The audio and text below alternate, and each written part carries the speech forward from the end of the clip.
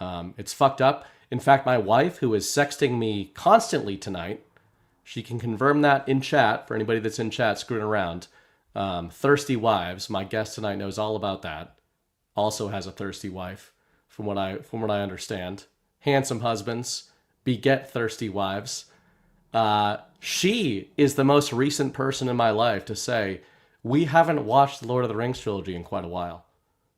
And that's messed up. If you guys knew how long it took me to force her to watch the Lord of the Rings, and now she is the one telling me I haven't watched it in kind of a while. It's a problem. We're going to address that. There's other things we need to address, but that's probably the biggest thing. But anyway, we're going to do a show tonight. I've been gone for a while.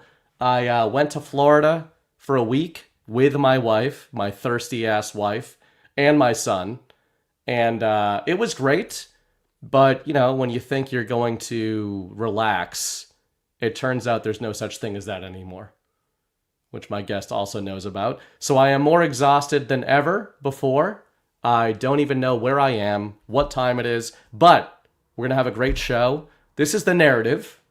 It is the show I've been doing for a while. It's episode 69, speaking of thirsty wives, and I named it 5D chess because tonight my guest and I are going to attempt to take a slight breather from trying to figure out what is actually going on in the info war, which is some of the most boring stuff you can try to figure out, and look more at some of the foundational talking points in the truth community, which revolve around 5th generation warfare, 5D chess, game theory, things that Anons, truthers, Q people, etc.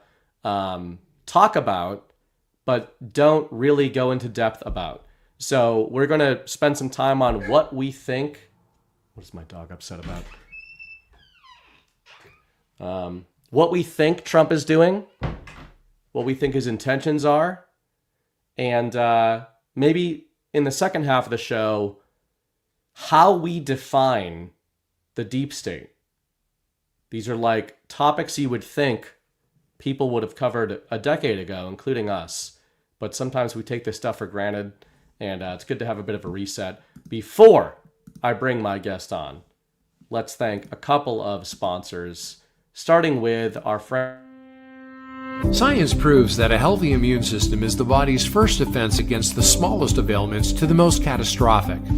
Coriolus versicolor is the most sought-after, all-natural supplement for both humans and pets to help boost the immune system.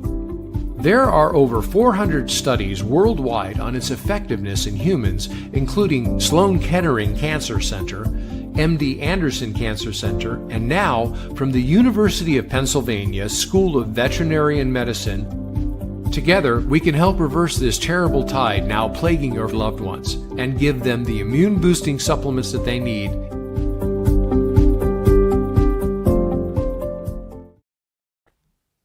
I realized I cut myself off with the ad there. Pet Club was the sponsor, but you know, you got the gist, I'm sure. And we got some other sponsors we'll get to in a little while, but let me bring on my guest, and his first duty is to answer the question of whether or not he has a thirsty-ass wife. What's up? And to answer that question, who doesn't? You know what, Ghost? Not everybody does. And I think, you know, every time we feel a little down, we should remind ourselves of that, because I think that that's a good sign. Yeah. Amidst the chaos. Well, so before we get going, I have like an anecdote to share that I think will kind of tee up this conversation. So this weekend, Friday, I guess it was probably Friday, my 7-year-old daughter decided she wanted to have a bake sale yesterday on Saturday. Sounds chaotic. Yeah, exactly. And she does this all the time. She'll like she has like a little toy marketplace. She'll drag it out into the street and she'll like draw pictures, and then she'll go accost my neighbors as they're coming home from work and be like, will you come into my market and buy my things?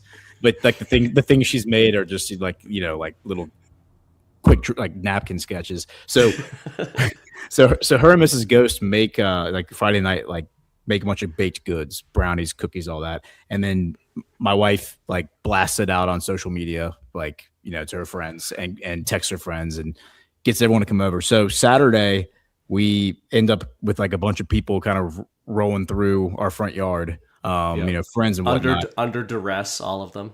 Under duress, all of them. And yeah, exactly. It's like, y'all, and I mean, look, we gouged them with the prices. It was like $5 for a very undersized brownie, but you know, it is what it is. Yeah. And so all these kids are like running around playing in our front yard. And if you ever observe children, I don't want this to sound weird, but if you ever observe children, you really learn a lot about people, I think, from just observing kids like play. And so I set up this like 10 foot by 10 foot bounce house that like all the kids in the neighborhood love. They just go in there and like beat the crap out of each other. Nice. Yeah. Rumbles. Yeah. So my best friend's son, who is like 2 months younger than my daughter, they've known each other since they were born. They come over and basically my best friend's son just takes over the whole bounce house, and it's just because he's the biggest and the strongest kid there, and he's just like beating up everyone. There's like 12 kids in this thing. And it's just chaos. And then my daughter, after like selling most of her goods, she kind of comes over to the bounce house and she starts playing too. And they, of course, they're like fire and kerosene when they get together. It's like thing one and thing two, like destroy the house. And so they, you know, are physically fighting one another, like roughhousing. And so she eventually gets sick of it. And she's like, she gets out of the bounce house and she starts saying, hey, we're going to go play freeze tag. And she starts recruiting kids to leave the bounce house and play freeze tag. And that's the coward's version of tag, but I guess it was some variant. She doesn't call it freeze tag. It was some variant of freeze tag that the Zoomers or whatever generation she is are playing these days. And so basically, like, she loves telling other kids what to do. She loves like making up games and like enforcing rules. And so what happens is like my friend's son has been kicking her the whole time, kick.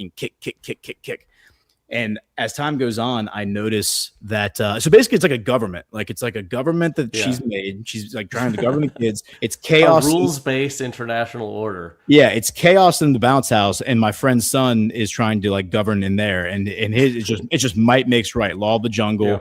And I notice later that my son, who's 3, runs up and kicks my daughter, and I'm like, what? And kick is a strong word, but it's like a little like, oh.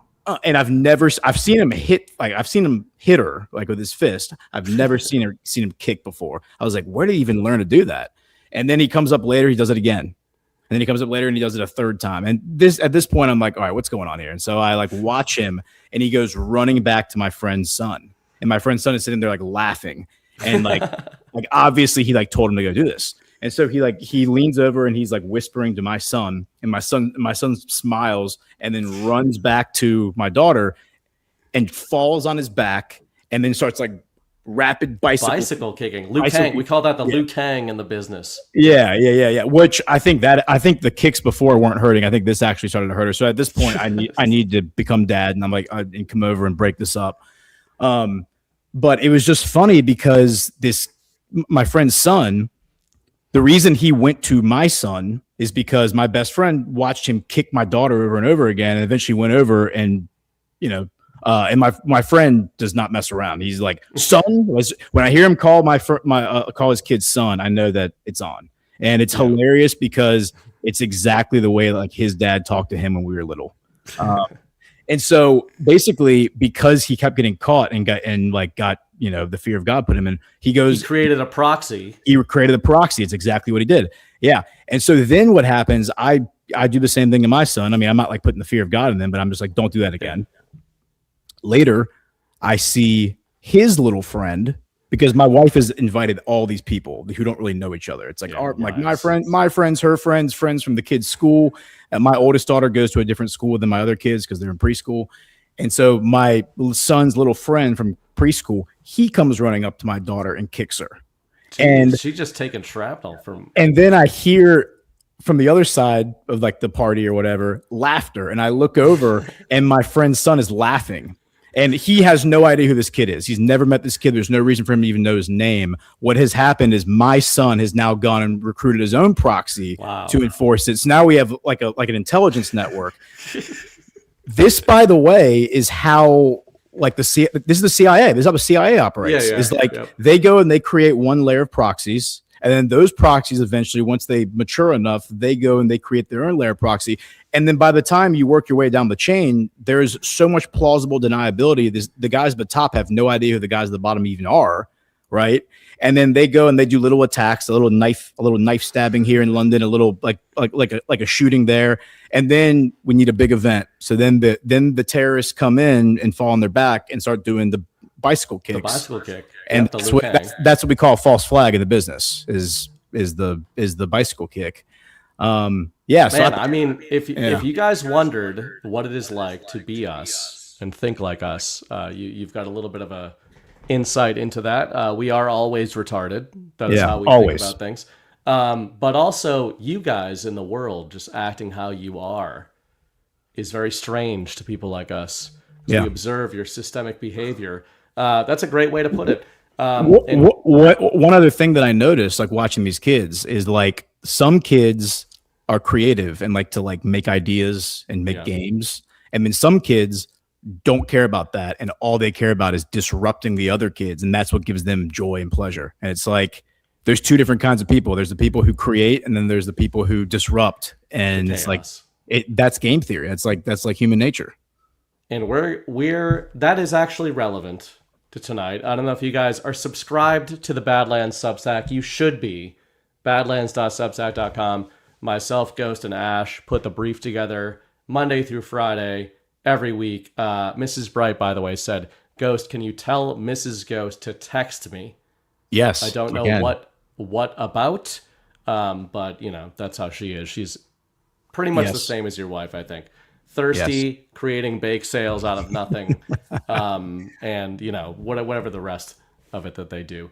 But we talked a little bit on Saturday's Blitz, which comes out on the Substack, about game theory and some of this kind of stuff. I did a solo show on the narrative like a month ago, all about the concept that I was writing about in January called sovereign disentanglement. And that's just my word for what I think has been going on in Venezuela, Syria, you know, Iran. You can name your state. It's probably going on there. But what I realized out of that discussion was that a lot of the audience who watches this show, who watches a lot of our shows, or reads our writing, or has been doing this stuff on their own for quite a long time, I think we get so nearsighted in this info war crap. We're looking at like, what is the current narrative? What is the current controversy, etc., that we take for granted the shorthand of not just verbal shorthand, but mental shorthand of how we look at this stuff and how we dissect this stuff. So tonight, one of the reasons I wanted to have Ghost on is I want to hit this in two ways. I want to talk about things from Donald Trump's perspective, or from our perspective, observing how we think Trump is acting in the current info war, and the method to the madness that we think is going on here. And then second half of the show, like I said from the jump, is maybe a different sort of discussion on the deep state than we usually have. Ghost and I were talking about this privately like a week ago, and I think, again, the term deep state gets thrown around so much that we all sort of use it as this shorthand. But in my view, I think a lot of people have a very naive and unrealistic, and I would say unhelpful encapsulation of what they think of as the deep state. So we're going to talk about some of that. But starting with Trump, I brought this up on the Blitz, but I think it's a good starting point. We don't have to talk about all of this through the Iran war. It's just the current narrative that is the biggest narrative. But I think just in general, this is a good starting point. The Atlantic put out a piece the other day called The Taco Equilibrium. For some of you guys who probably were watching this show a couple of months ago, I was describing this TACO acronym. The TACO acronym in the media stands for Trump Always Chickens Out. The funny thing is, I think this is a bicameral observation. The media has discerned that often when Donald Trump says something regarding negotiations, it doesn't end up being the case, right? Like Trump will start with this extreme position at 7 a.m. and by 7 p.m. that position has completely inverted. So the taco narrative is a pejorative framed against Donald Trump that says Trump always chickens out. Ghost and I talked months ago about how that's a misunderstanding of what Trump is doing, right? Now, the media, I think, is starting to understand that they have misunderstood what is going on. A great example of the taco equilibrium would be what is going on with the Iran war. If you guys watch the Power Hour on Wednesday night, John and I discussed at length the pattern that the Iran war has fallen into. Wherein at 7 a.m., usually the American side says we're pretty much done with the deal. And then within a few hours, there is a refutation from the media industrial complex sourcing people within the Iranian regime. And by evening, there is doubt about whether or not the deal is done, right? That is the general framework. That's the dialectic. And this is happening Monday through Friday. I don't know if you guys noticed, but the war pauses on weekends, which is how you know it's a very serious and very real war that we should all be very emotionally involved in. And then it starts up again on Mondays. The media is starting to pick up on the fact that there's this pattern going on. And I think they're a little worried about it. And I'll read what I read on the Blitz and then pass it to Ghost. But basically, they are saying the whole world expects President Trump to end the Iran war any day now. Trump keeps insisting that he's in no rush to do so. Through it all, the oil markets remain surprisingly calm. These facts are all related. Then later on, they say, the taco theory turned out to have two core limitations. So this is them refuting their own theory. Trump always chickens out. They're saying, our theory is wrong, and here's why. First, it can become self-negating. Oil traders assume higher oil prices will force Trump to end the war, but that assumption is what keeps the price of oil lower than it otherwise would be. Second, the theory can be easily gamed. Trump probably understands markets expect him to chicken out, so as soon as prices start rising, he can act like he's about to yield, and everything will cool down.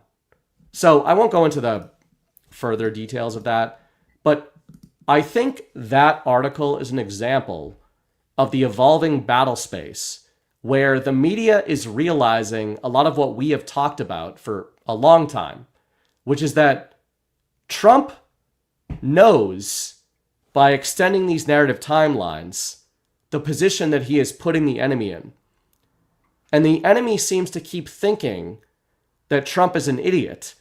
But I think lately they're realizing he does this so consistently and on such a pattern, there is no way he is doing it by accident. And that's kind of where I'd like to open with. It's just this equilibrium they're talking about. They're framing it as a negative, like this holding pattern, this stasis. I see it as basically the intent of what Trump is doing. But I wonder how you've seen it. You know, you've obviously been following the Middle Eastern theater very closely for a long time. And it's just ironic that this is the one, or I guess it's fitting, this is a theater that the media industrial complex starts to perhaps realize that there is a method to the madness of how Trump operates with these narratives. And they're trying to figure out what's going on. But however you want to take that, in terms of either from the media trying to figure him out or what you think he is doing with how he's discussing publicly negotiations in the Middle East. Yeah, I mean, I think that there is a method to his madness. Obviously, like he's not just winging this. They probably have figured that out as well. I mean, I don't think these people are complete idiots. They have figured out how to take over the world. And there is pattern recognition. I think they probably have a little bit of pattern recognition. I also think that there is an actual like narrative warfare happening in real time. And you talk about this, Chris talks about this all the time, that when Trump speaks, he's speaking to multiple audiences. He's not just speaking to us. He's not just speaking to the base or the American people. He's also speaking to the enemy at all times. I think Steve Bannon kind of does the same thing. Chris has said that, and I agree with him. Bannon deals with some retards. Yeah. Well, yeah. I mean, he really puts on the kid's gloves sometimes to walk some people through.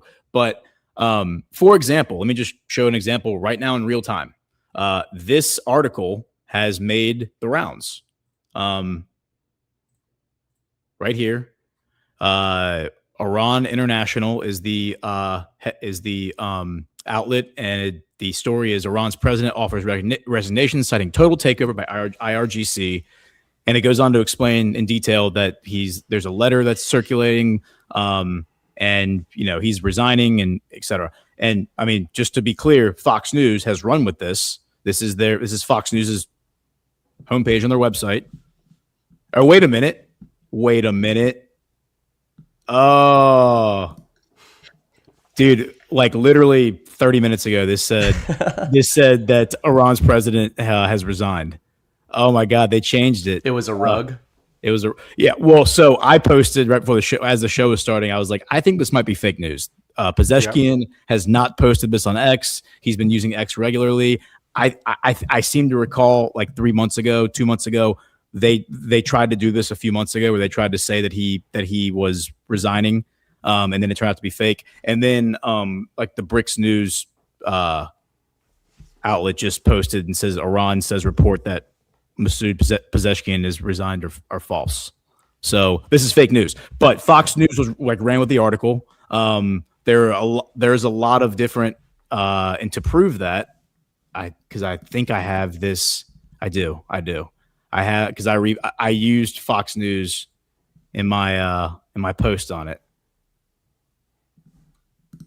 Yes. Okay, Fox News, you fuckers, I caught you.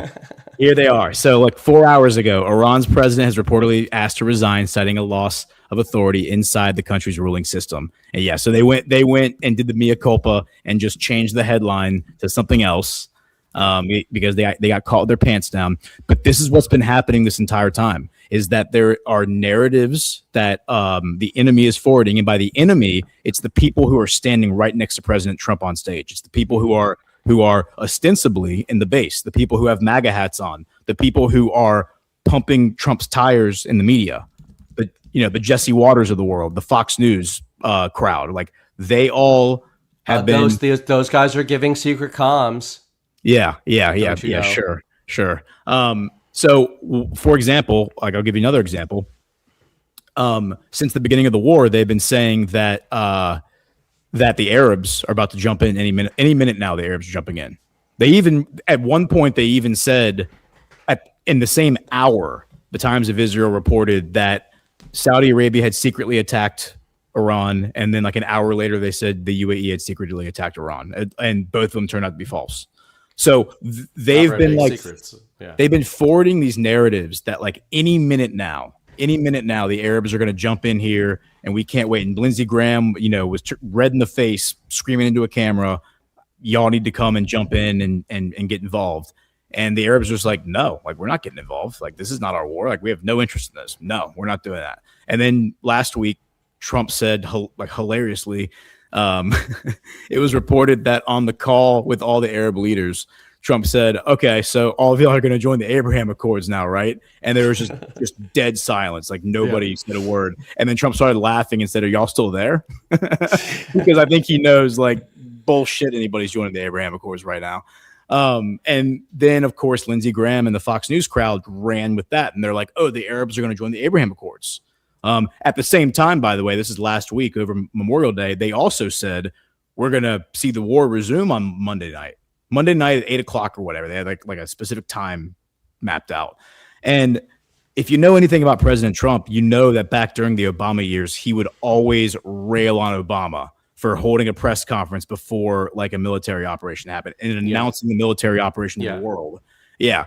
He also would always talk about how what you say as president changes markets, and so you have to be really careful what you say and when you say it. Like he always said, you should put bad news out after the close of markets on Friday. He's like, that's when you should put it out, because then it gives a few days for everyone to get over the initial shock. And we've seen that happen many times with Trump. That like the media, actually, the financial media has been picking up on that pattern in recent months. With the Iran war in particular for the last 3 months, because every Friday basically results in every Friday session, right after the session close, we get an escalation.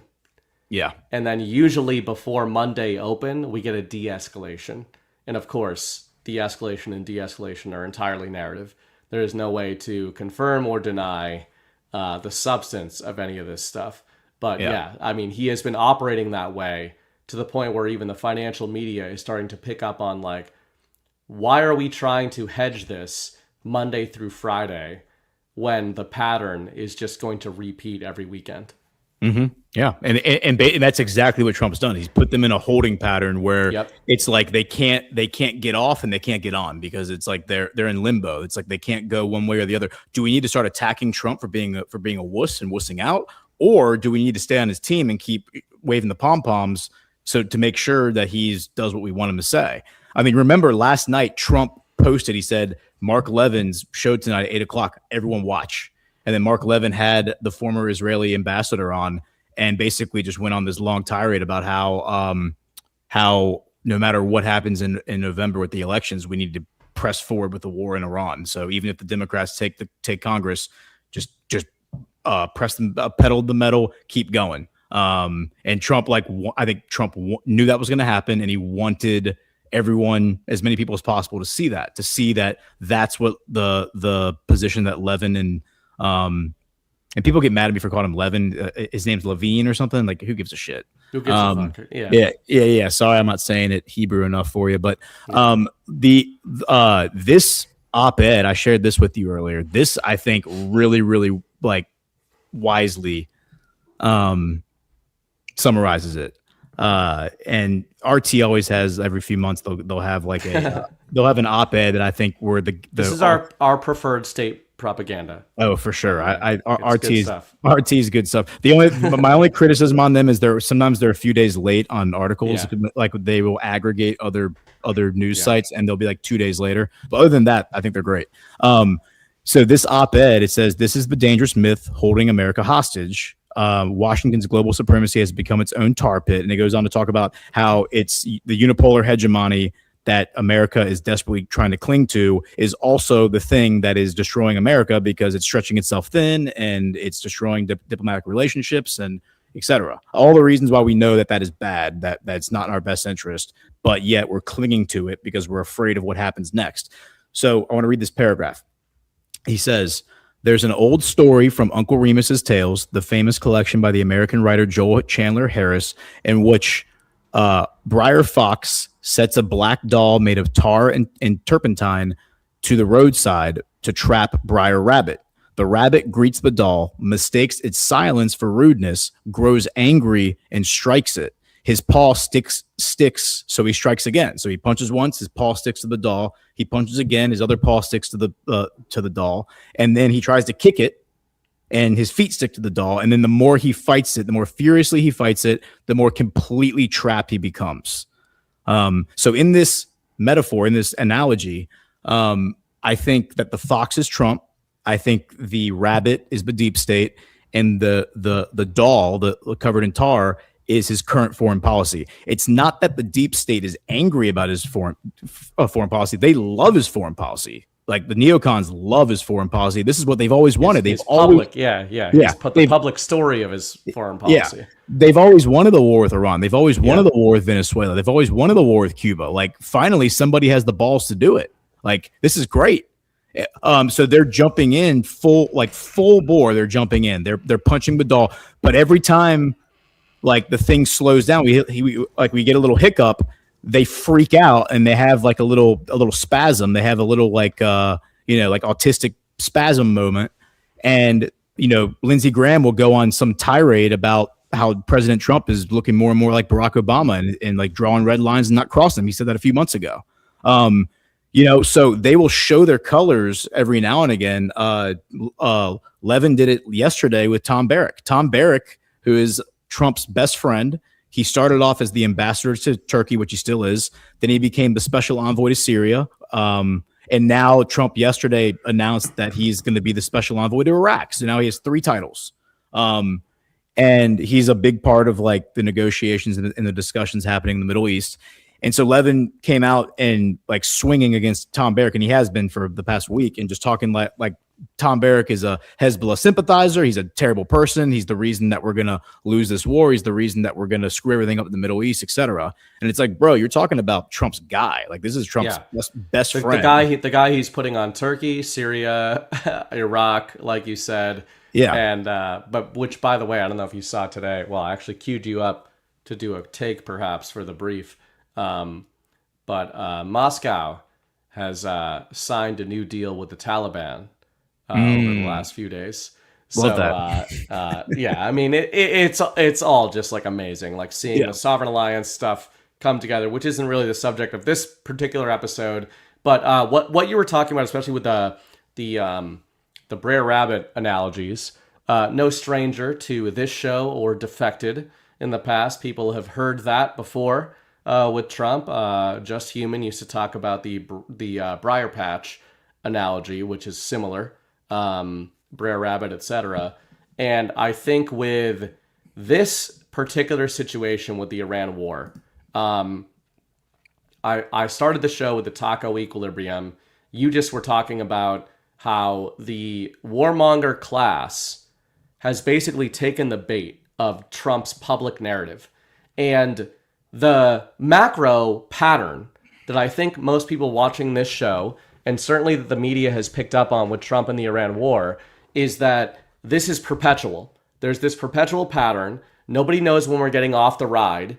The ride, every day they're saying the ride is almost over, but then the music starts over again, right? Like it's this endless loop, basically, that's going on like a 12-hour news cycle basis. And my open-ended question to get into the next sort of section here is, if we accept that pretty much all sides of the info war right now understand that there's a perpetual narrative going on with the Iran war, Trump is keeping it going, the Iranian regime, the so-called Iranian regime, according to state propaganda, is keeping it going as well. With the perpetuation of the Iran war narrative, who is losing and who is winning the longer the story goes on? That is what I'm most interested in. And I'm interested in what you think of that. This show is the narrative, right? It's not like we're not getting into the geopolitics as deeply in the actuals.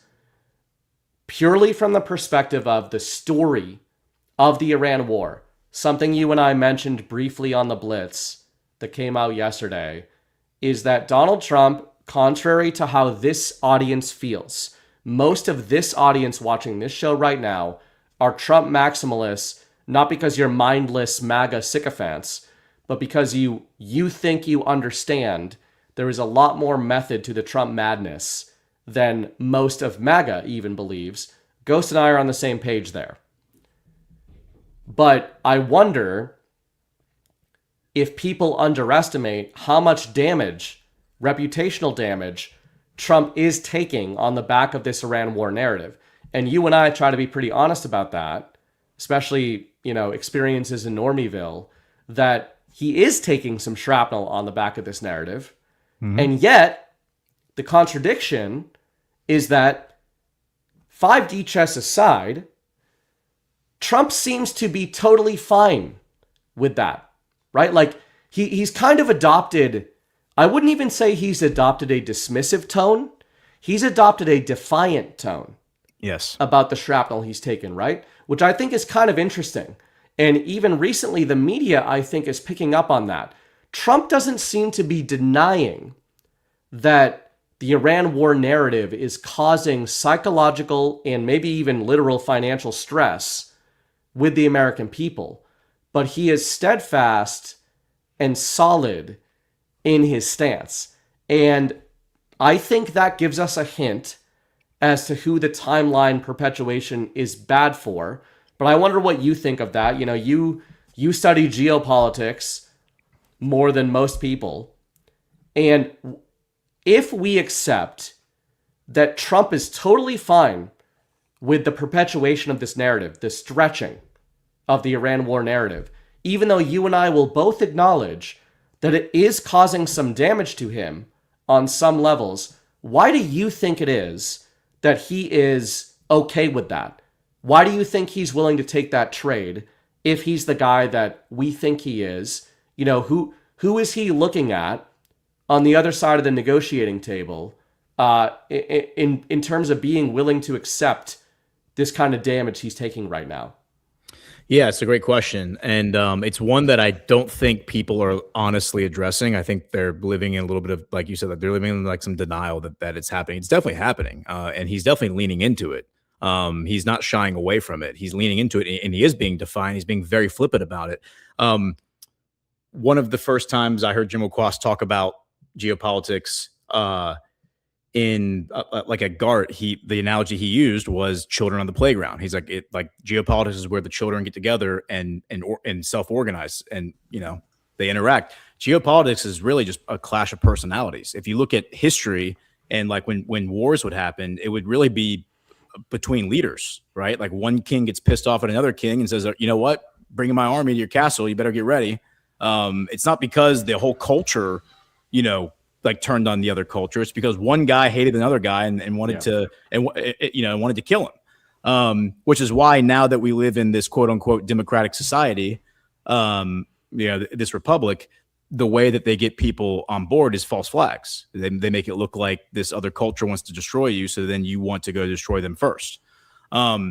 So I think Trump understands the personality game better than anybody. I think when he started doing The Apprentice in 2004, creating this character, the Donald, I think he used that to his advantage because people look at him and they don't take him seriously. Like they don't take him entirely seriously. They're kind of like, he's kind of a bossa buffo, which is like the character in Italian opera that is like the comic relief. He's like the jokey one, the big boisterous, And so they always underestimate him. They always forget that he has just had like a lifetime of success, and he keeps stumbling into one success after the other. And even I feel like the people in the base and the truth community kind of do this too, because they'll wake up every single day and forget everything that happened yesterday and be like, does Trump actually know what he's doing? Like, oh my gosh, is this going to happen again? And it's like, really, we're going to go through this again? And again, it's not like a trust the plan thing, because I don't think we should just blindly accept what we're seeing as the greatest possible outcome. I think we should try to understand the narrative and the direction it's going in so we can better grasp it. But to that point, Trump pumping himself up as this arrogant, really, really obnoxious and aggressive, assertive personality. I think that plays to his advantage here because he has a lifetime of support for Zionism. His father was a huge Zionist. He grew up in New York, which is the city with the most Jewish people in the world. Go look that up. The highest Jewish population in the world is New York City. There's so many bagels. Yeah, so he obviously grew up surrounded by that community, and he's probably very familiar with it. And so when he expresses his support for Israel and Zionism, I think that people buy it. I think that, obviously people buy it, but I think even the deep state buys it. They understood. They're like, okay, this is exactly what he is. His father was like this. He's like this. Yes. Right. And so when he doubles and triples down and flippantly defies the fact that a lot of the base and a lot of just the public are growing anxious and, sick and tired of Israel, basically, and just hearing about it all the time and having to deal with their bullshit. I think what he's doing is he is signaling to the deep state. He's kind of faking them out that they're like, oh shit, this might be a wedge between Trump and his base. Oh shit. He's actually ignorant of something that's really happening, which is big parts of the base turning against him. And again, when people say, I've seen people in the community say that this is just an Iranian psyop, this is a Chinese psyop. I wouldn't say that. I think there are a lot of people who earnestly are like blackpilled over the fact, like the optics, that they think that Trump is putting Israel's interests before ours because of his donors. But he's leaning into all that. And the reason he's leaning into all that, I think, is because by doing so, this entire class, Mark Levin, Sean Hannity, Lindsey Graham, Ted Cruz, they're all getting behind him. Like I said this when, last year, I said the analogy I use is like, it seems like Trump has taken his camping chair, walked into the neocon camp, opened the camping chair, sat down, and then just started like screaming obscenities. And the missiles are now coming in to hit him, and they're going to take everybody else out around him, like the neocon camp. But like to your point, he can take it. And the minute he flips, the minute he like turns back, I think most people are going to come back and be like, okay, like as long as you address this and this is behind us now. I mean, Venezuela is behind us now. We're not talking about Venezuela. Yeah. I mean, remember when we were extremists for suggesting every single thing that would happen with fucking Venezuela that we nailed completely? And people, called us whatever they called us. And we will take victory laps about that forever to the end of time. What you just discussed, has been reminding me all week. I have had this in my head. I am a super nerd. I make no apologies for it. How Trump is behaving in relation to the central narrative reminds me of the Captain America refrain, I can do this all day. And I'm using this to cue up where I want to go next with this, which is the why. Why is Trump behaving this way?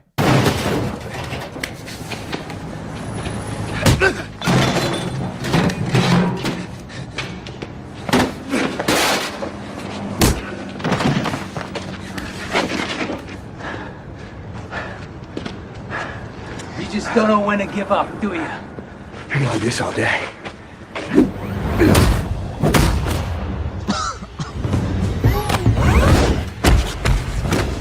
Stay down. Final warning.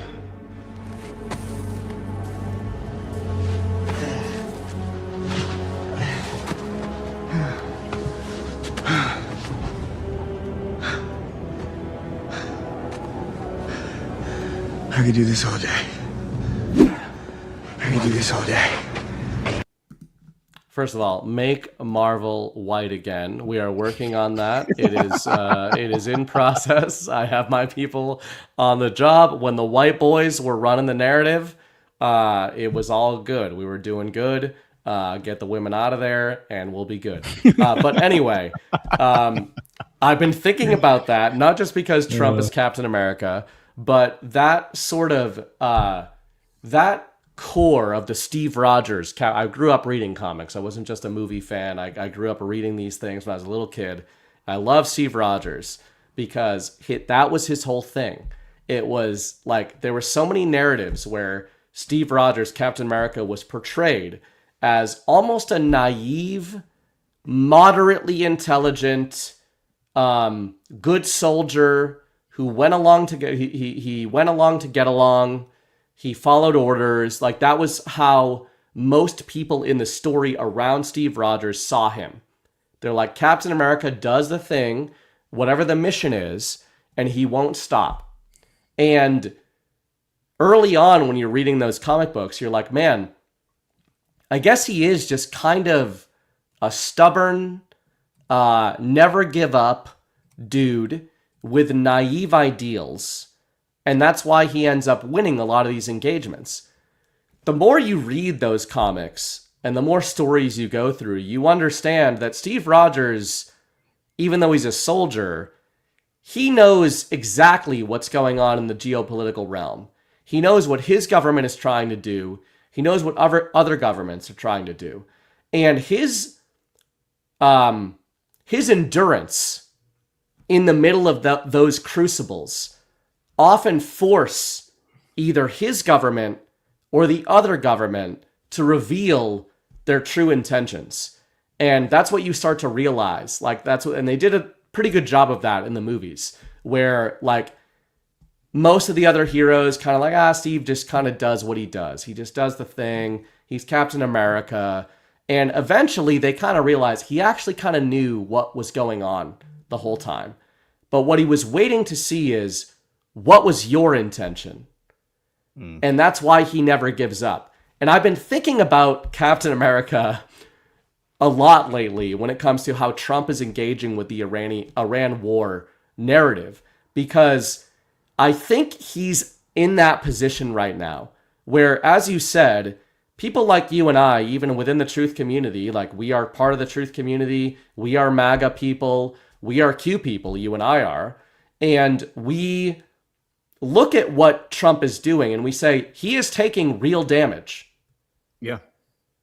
I think it is belittling him to pretend he is not taking real damage. In fact, I think that it's undermining what he's doing when he's taking this kind of damage. And the reason I think of that sort of comparison is sometimes, you know, from my combat sports background, sometimes you come up against a guy and you have to get in the pocket. You are not like my fighting style was all about getting away from the pocket. I didn't like being in the pocket. It's a bad place to be. You lose a lot of brain cells hanging out there. But some guys, you have to go in because you cannot stay on the outside. And that's kind of how I see the Middle Eastern narrative, the Zionist narrative, the Israeli narrative, the Iranian narrative. To me, this feels like Trump has chosen this story to stay in the pocket and take the punches. And not because I think he's going to lose or he's resigned himself to his fate, but it feels to me like there is a method not just to what Donald Trump is doing, but there is also a method to the fact that he is taking damage in this situation. That there might be a feature to the fact that Donald Trump is taking this kind of damage. And, you know, I've got my thoughts on that, but I wonder what you think, because you've talked about this in various ways. Like Trump is taking damage from earnest segments of his base and from people that have protected him even in the establishment media, the Fox News of the world, but that he knows exactly what he's doing here, and that the damage he's willing to take seems to imply that he knows there's an endpoint in mind here. But yeah, whatever you think about that. Yes, I mean, all those great points, and I would agree. And so let me go back to the very first time that you and I did a podcast together. The very first time I appeared on Badlands at all, filling in for Kyle one night on DPH randomly. And the point that I made there, 2 points. There we go. Do. It's just me prognosticating. But I think what we're trying to do is we're trying to establish the precedent or the idea that Israel is going to need to preemptively attack Iran to thwart a potential nuclear strike against Israel. And that's going to suck everybody into this giant fight, this giant kinetic battle. And then I look at, you know, Kyle was really the one who brought up. Okay, so it's just that one part I wanted to share. And again, that was June 2023. Everyone in the Middle East was at peace. There was no wars for the first time in a century. There was no war in the Middle East. Nobody was fighting at each other. It was the most peaceful time. So nobody was talking about the Middle East. Nobody cared about the Middle East. Everyone was talking about Ukraine. Mm-hmm. And I said that in passing. And the other point that I made, I don't have the clip for it, but the other point that I made was that when you're trying to get to somebody who's in a castle, right? And they're expecting you to come in through the front door. They're expecting you to come in like over the walls, right? They're ready for you. They have all the defenses. They have all the redundancies, all their contingency plans. The most effective way to get to them is to trick them into coming out of the castle and meeting you in the open field. So how do you do that? Well, you do that with deception, right? I mean, honestly. And that was the point that I made on that show, is that I think this is a pattern that Trump has done. He did it during his first administration on other issues. And Hegelian dialectic is something that you really, I think, have more than anybody else have really brought to this community in terms of like analysis.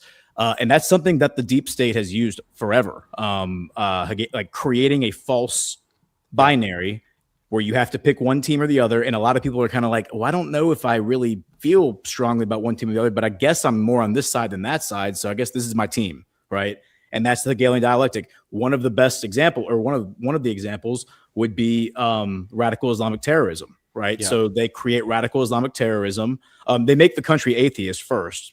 America became atheist, not like real Americans. I'm just talking about in the popular culture, like the popular culture. Yeah. Yeah, the popular culture of America goes from being like a traditional nuclear family to atheist. And then they introduce radical Islamic terrorism, and then they introduce like this crusader Christian revival thing, and then it's the Christian revival thing against radical Islamic terrorism set against the backdrop of basically kind of like an agnostic society. And so as agnostic normies are kind of stuck between two things. Do I choose this side or that side? Like the people who are tolerant and accepting, or the people who recognize the threat that radical Islamic terrorism is, right? So what is the number one issue in politics right now? Like, what is the thing everyone's talking about? Israel, right? I mean, that has become the thing. Right. Yeah, the anchor point of the Iran war, pro, con, any bifurcation therein is all predicated on the Israel question. Tucker Carlson's talking about it. Candace Owens, like all those people. Then you got like Jake Shields. That's what started the circular firing squad, which we thought might start the circular firing squad a few years ago. I mean, Thomas Massey. Look at the whole Thomas Massey thing. Like, why is he out of office now, right? Or about to be out of office? It's like that. Like this has become the thing, and the thing that has really driven it is the like quote unquote anti-Semitic movement, or the anti-Zionist movement, right? Which is drummed up by people like Nick Fuentes, who's probably a Fed. But that started a Hegelian dialectic, because the other side of that Hegelian dialectic now is this movement in Congress to introduce speech laws, where they're like, hey, like anti-Semitism is hate speech, and you can get in trouble for that now. And that begins to chip away at the First Amendment. And now we're into the Bill of Rights. Once you lose the First Amendment, you're done. All the other ones are Second Amendment's worthless. All the other ones are worthless. Is the First Amendment really the only amendment that matters, or matters more than the other ones? And that's what they're going after now. And the Republican Party is leading the charge, by the way. They're the ones who are introducing all this stuff. Again, something I was talking about 2 years ago, but we'll just skim past that. This Hegelian dialectic was created by Trump. How was it created by Trump? Well, he provoked people like Jake Shields and Nick Fuentes to start talking about this ad nauseum by leaning into his Zionist background, leaning in to the fact that, hey, Israel is the greatest of all time. Like, we love Israel, and we're going to do anything we can for Israel. We're going to do it. Like when he says, he makes comments like, I don't even think about America's like Americans' expenses. Like a few weeks ago, he said that into a news reporter, where they're like, what about Americans and like their, the cost of living? And Trump was like, I don't even think about that. Like, who cares? Like Iran cannot have a nuclear weapon. Like, I think he says stuff like that on purpose to be provocative, because that clip then goes viral, and then it gins up like Jake Shields and all them to get like hyper angry. Tucker Carlson get hyper angry. And then that invites the other side to come back and say, look at these anti-Semites. We got to do something before they start putting people in gas chambers. Trump has created a new Hegelian dialectic. And the reason that you create a Hegelian dialectic is to create a conflict, because the conflict drives resolution. Absolutely. So he's accelerating a resolution here. And this is much bigger than just Israel and Zionism. I think this is like the First Amendment. I think this is about like foreign lobbying. I think this is about the people who have influence over our government, not just the Israel lobby, but all the foreign lobbies, right? But Israel is the one that is the most sensitive, and the one that is going to create hate speech laws to defend itself. So I totally agree with all that, and I want to move this into another phase, which is, you don't have to agree with the premises that somebody like Ghost and I lay out, right? Even to get a lot of value out of a show like this. But it is worth practicing inverting whatever premises you are carrying into an analysis of what you're looking at, where it concerns Donald Trump in particular. Because he is the anchor point. He's not just the anchor point for this community. He's the anchor point for the global battle space. people who love him, hate him, or are ambivalent about Trump understand that as Trump goes, so goes the story that geopolitics, that the world is largely orienting around. Something you talked about on the Blitz on Saturday was the idea of orienteering. And Donald Trump, by hook or by crook, whether you're for him, against him, or again, ambivalent, world events, world narratives about those events are orbiting him. He has made himself the black hole in the center of geopolitics. And that includes somebody like me who talks about the Sovereign Alliance and leaders like Vladimir Putin and Xi Jinping and even Mohammed bin Salman that you talk about a lot being very important, right? But nobody commands the gravitational force of nature that Donald Trump commands.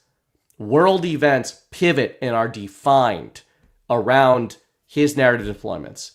In the context of what we're talking about and what you just laid out, I like thinking about the dialectic between Donald Trump and Iran, the so-called Iranian regime, in the context of this perpetual timeline. So we would all agree that the timeline of the Iran war is a lot longer than Trump suggested it would be. It's a lot longer than many of us thought it would be. It's a lot longer than the media thinks is good for it to be. It's a lot longer than anybody in the world wants it to be.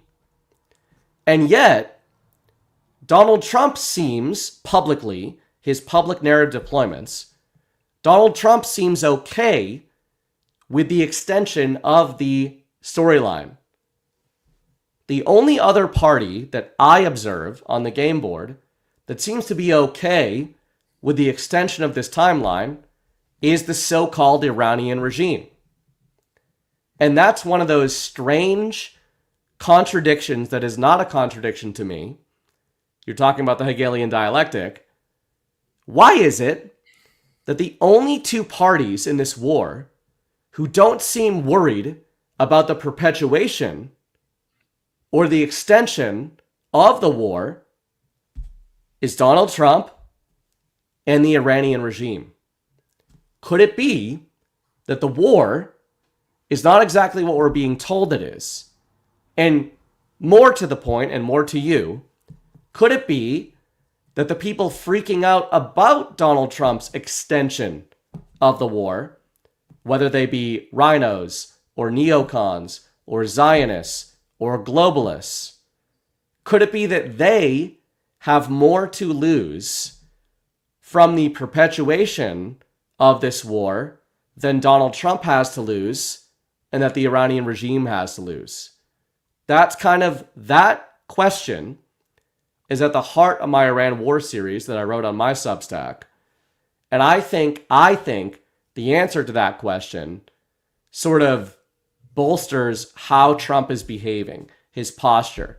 The damage is not fake. The damage is not illusory. The damage is real. But the damage is voluntary.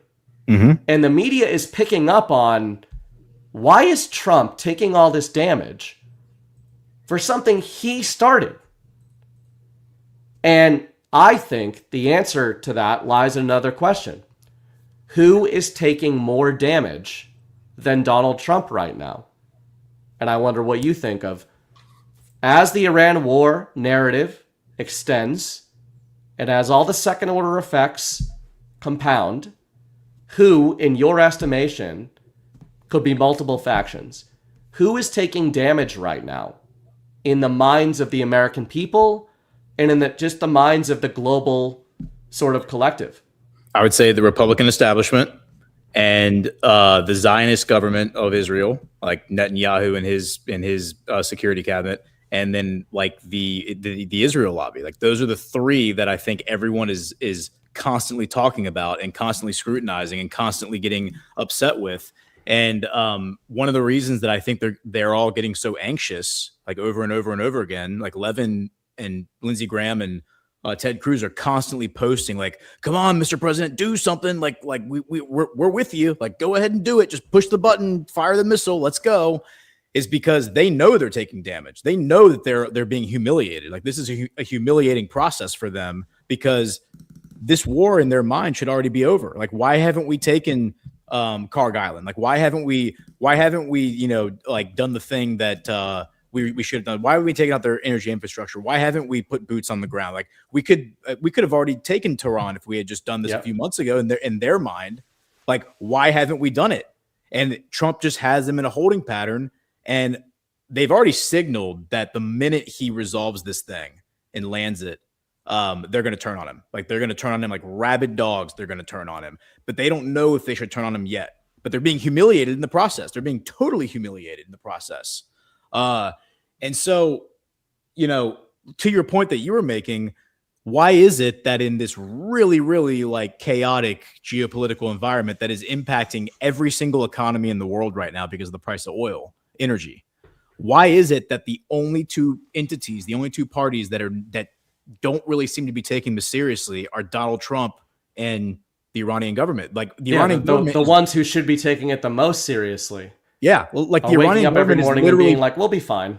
They're literally posting Lego AI videos, like, Yep. like teasing Trump, and then Trump will like post a meme of himself, like, as Jesus, or like a meme of himself, like, "You've been discombobulated." And discombobulation, by the way, is, I think, a narrative weapon. Not, I mean, it's probably also a military weapon, but a quasi boop, as you said yesterday.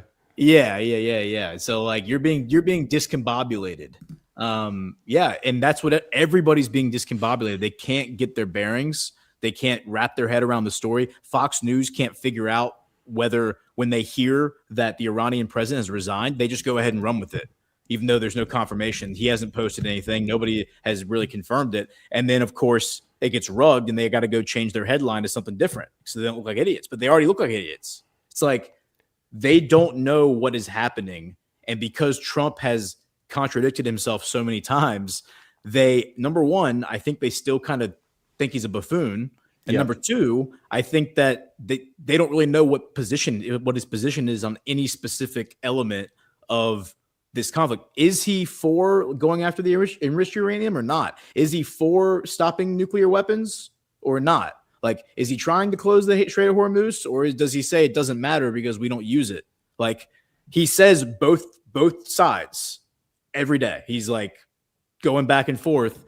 And it's not because he's a buffoon. It's because he's confusing the shit out of everybody, so nobody else can take the story and tell it the way they want to tell it, which is how the media controls our society. Yeah, absolutely. Patriot Jeff in the chat said, "Who calls uncle?"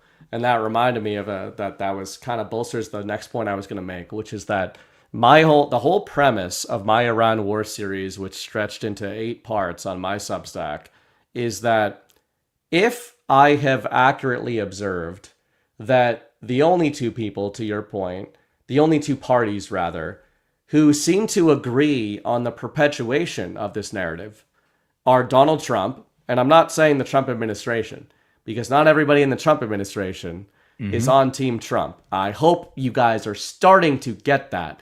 And I look forward to a lot of people pretending that they were questioning some of the people that might be occupying the vice presidency or other positions that people like Chris Paul were questioning 2 years ago, that are now, there's some more distance and daylight being created between them and Donald Trump. But besides that, if the two parties that are basically agreeing on perpetuating this war narrative are Donald Trump and the so-called Iranian regime, why would they be okay with that? And who would be dealing with the damage that they want to be dealing with the damage? And there's 3 things I think of recently in terms of specifically how Donald Trump is communicating about this. 3 kind of terms. One is he's using the word admit, he's using the word cannot, and he's using a term must agree, right? All 3 of those are things he is using regarding the Iranian regime, right? You guys have all heard this for 90 days. Iran must admit they do not have a nuclear weapon. Iran cannot have a nuclear weapon. Iran must agree that they will not have a nuclear weapon. Sometimes having a mind like us is not good. Sometimes, though, I think the answer is being told to you so directly that you're missing it. So think about it again. When you guys, some of you, think people like me are crazy for suggesting that the Iran war is not what you're being told it is, try to take Donald Trump literally when he says Iran must admit they will not have a nuclear weapon. Iran cannot have a nuclear weapon. Iran must agree they will not have a nuclear weapon. If Donald Trump does not have a if Iran does not have a nuclear weapon, if Iran cannot have a nuclear weapon, and if Iran agrees that they do not and cannot have a nuclear weapon, what has changed between them saying that and that being the case already? Nothing. So, for all of you that think we're fucking idiots for wondering if nuclear weapons are even real, first of all, or for wondering if Iran can produce them, the brilliance of Donald Trump and Iran's dance here is that they just keep saying the thing that is already the case. And that might clue you into the fact, or that might clue you into why, when Donald Trump is asked by the media, when is the Iran war going to be over? His response is usually, as soon as you fucking admit it. Just say it. Just say it. As soon as Iran admits it, and as soon as you, the media, and you watching the narrative, as soon as you admit that Iran cannot and must agree to not have a nuclear weapon, the war can be over. Yeah, I think that is very literal. And besides that, I think the reason Trump is comfy about it and is not forcing the issue is because we can get more into this in the next segment, but is that there are real damages being done, but those damages are not to the sovereign alliance or the multipolar order that you and I talk about a lot. Those damages are to the globalist order. But the reason I wanted to make that point is just on a narrative level, the irony is so many InfoWar people that try to shame people like us all the time, or Chris Paul or whatever, for being ruthless skeptics, are the ones not taking Donald Trump at his literal face value when he is telling you Iran can't have a nuclear weapon. You're assuming he's talking about the future. What if you just took his words literally and he's talking about right now? It is obviously the case that Iran cannot have a nuclear weapon right now, so stop worrying about it. In elementary school, the lunch lady used to always say, because everyone in elementary school would always say, "Can I go to the bathroom?" And the lunch lady, the cafeteria like attendant who was the monitor would always say, "I don't know, can you? May I go to the bathroom?" Right. So the may is the permission. The can is like, can you physically do it? And it's like, so when Trump says Iran may not have a nuclear weapon, they may not have one. They're not allowed to. They cannot have one. I mean, again, he says cannot every time. He says it's they cannot have one. You're getting into like very, very the nitty gritty. But to your point, last weekend when everybody and their mother were saying that the Iran war, like both sides agreed, both the Zionists and the anti-Zionists agreed that Trump is about to restart this war. At the height of all that, Trump posted this on Truth Social, and it literally says, it's from some account, and it says Iranian President Masoud Pezeshkian, quote, "We are ready to assure the world that we are not seeking nuclear weapons. We are not seeking instability in the region." And then right after this, Trump leaked or whatever said, "Yeah, I think we're actually going to get a deal. I think we have a deal going." And it's like, so almost like he just needs the other side to agree to the same story. Yeah. And then the war's over. Yeah, but he's telling you right now they already have agreed. Like exactly. He's posting a quote from the Iranian president that says we are ready to assure the world that we are not seeking nuclear weapons. So Trump is literally telling you right now, hey, the Iranian president's already said that we're not seeking nuclear weapons. This is coming from Trump's account. So yeah, I mean, you really could take him literally, and I think people, to your point, don't, because they just assume he's always doing psyops. He is always doing psyops. But yeah, I mean, it like, and then I don't know what the next section you were thinking of is, but like we can talk about. This is more into a lot of what you do a lot of research on. But I was going to say, okay, besides the narrative, this is being framed by us and by the media as a game of chicken and as kind of a war of attrition, right? The Iran war. We got energy, we got finance. We have geopolitics. We have public mandate. Who do you think is being most actually affected by the war of attrition? You know, we talk about gas prices, energy prices, food prices are going to be going up. Polling, all that kind of crap we hear about. The midterms. But what do you think the effects are of this war of attrition, the actual effects, the actual real effects of this stasis situation with Trump v. Iran, and if that's different than how other people think of it, or how the media is characterizing it? I mean, I think that one thing that I worried about during the Biden administration was when I saw like everybody rallying to the same team, right? And hey, we're gonna back the Republican Party because that's how Trump gets back, and damn, do we need somebody back in the White House who's not Joe Biden? The thing you worry about is like the Republican establishment using that to reclaim legitimacy in the eyes of a populist movement that was totally driven and created around the idea that the Republican establishment is illegitimate and not actually serving the interests of the American people, but actually serving the interests of itself and probably foreign allies. So I think dismantling that, exposing that system, dismantling it so that it doesn't become the successor to Trump, whether it takes the form of a specific person or just a group of people, because people are like, well, here's who's going to be Trump, like the next president after Trump. Like if you're thinking about that, then you have your eye off the ball, because we still have a lot of work we got to do before we start talking about Trump's successor, whenever that may come.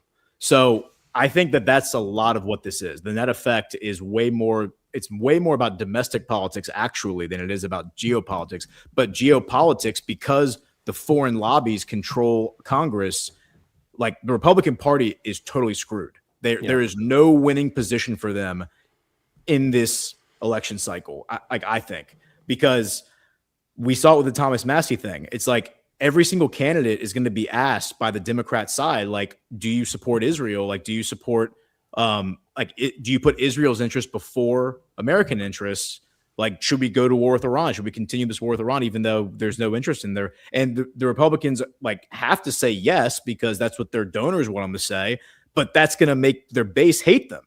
And and by the way, we saw this happen to the Democrats during the Joe Biden administration, where even the Democrats were like the voters were like, well, this doesn't make any sense. Like Joe Biden is doing shit that is actually hurting America. Why is he doing that? And it's like, well, because this is exposing the fact that none of these parties actually serve us. And so again, I think that people fall into a trance because Trump is wearing the GOP Superman cape. Yeah. And so then they're like, oh, well, the Republican Party. And it's like, bro, we started this movement to destroy the Republican Party, because if we don't destroy that thing, it's going to rule over us forever. Yeah. So that has to be the goal. And I totally agree with that. And since you took the domestic angle, I'll take the international angle. When I think about who is being squeezed, this again was kind of paramount to my Iran war series. Who's actually being squeezed by the war of attrition in Iran? Look at on an actual basis, not on a narrative basis. You kind of just hit the mandate, the narrative basis, especially in U.S. politics. On the international scene, the actual damages are energy, they're logistics, right? Like effectively, it's logistics and something that I've been referring to for several years called the power paradigm. This is something I wrote about in the Righteous Russia series. The idea that Vladimir Putin was reminding the world in 2022, specifically the Western globalist hegemon outside of the US, power is power. You can say whatever you want. You can sanction whatever you want. You can politic about whatever you want. You can pass whatever ordinances you want in the rules-based international order. But if I just do something, you have to do something to counter it. You literally have to do something. That's the power paradigm. And I think the perpetuation or stretching of the Iran war narrative and the Strait of Hormuz in particular is rendering that every week that goes by.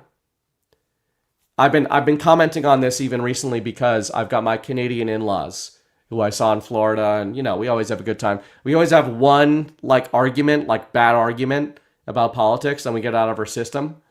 But they are a good example recently, Canadians. Canadians in the last 12 months have become nationalistic for the first time ever in Canadian history. Why? Because they're mad at Donald Trump. And what I say to them is, you know who wants you to be nationalistic? Is Donald Trump. And when you look at Europe, when you look at Asia, our Asian allies, when you look at Australia, the global south, the Strait of Hormuz is affecting all these parties, right?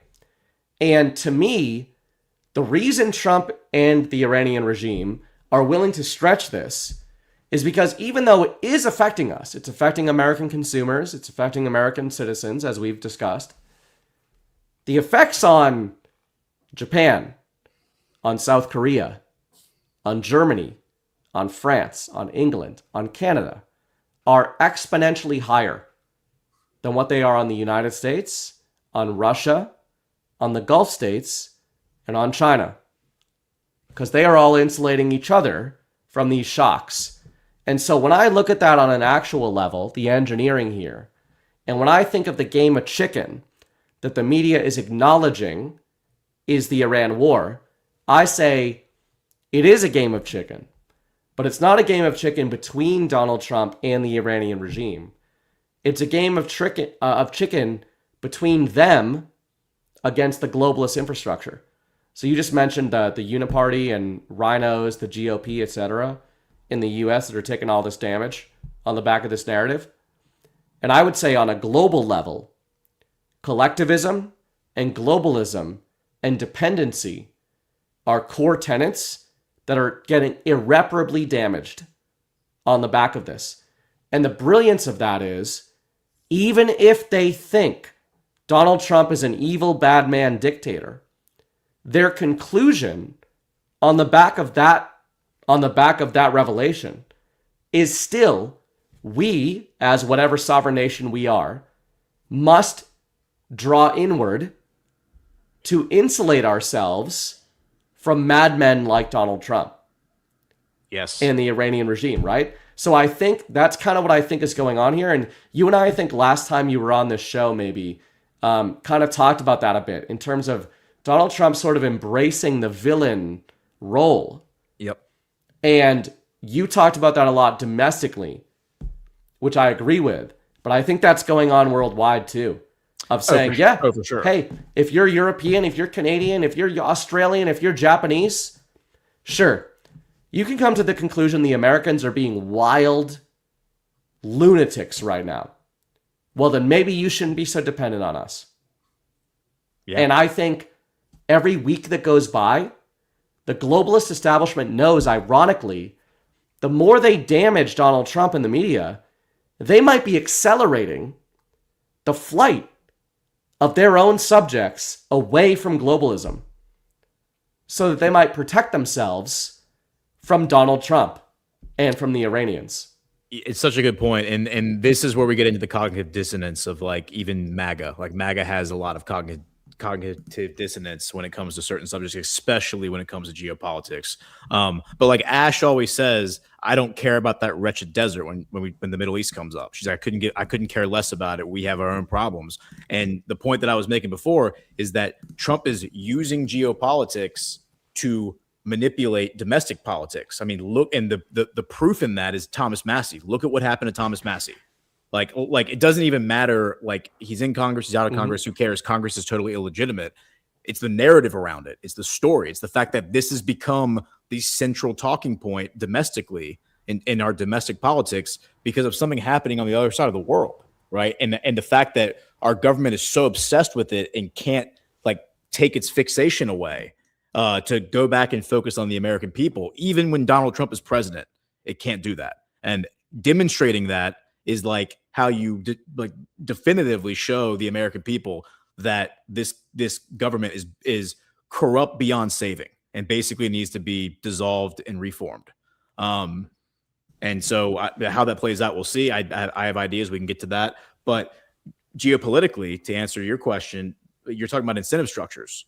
So when people hear what you just described, they get very anxious because they're like, wait a minute, we like being the superpower. We like being the unipolar hegemony. We like everyone being dependent on us because then we can control the world, right?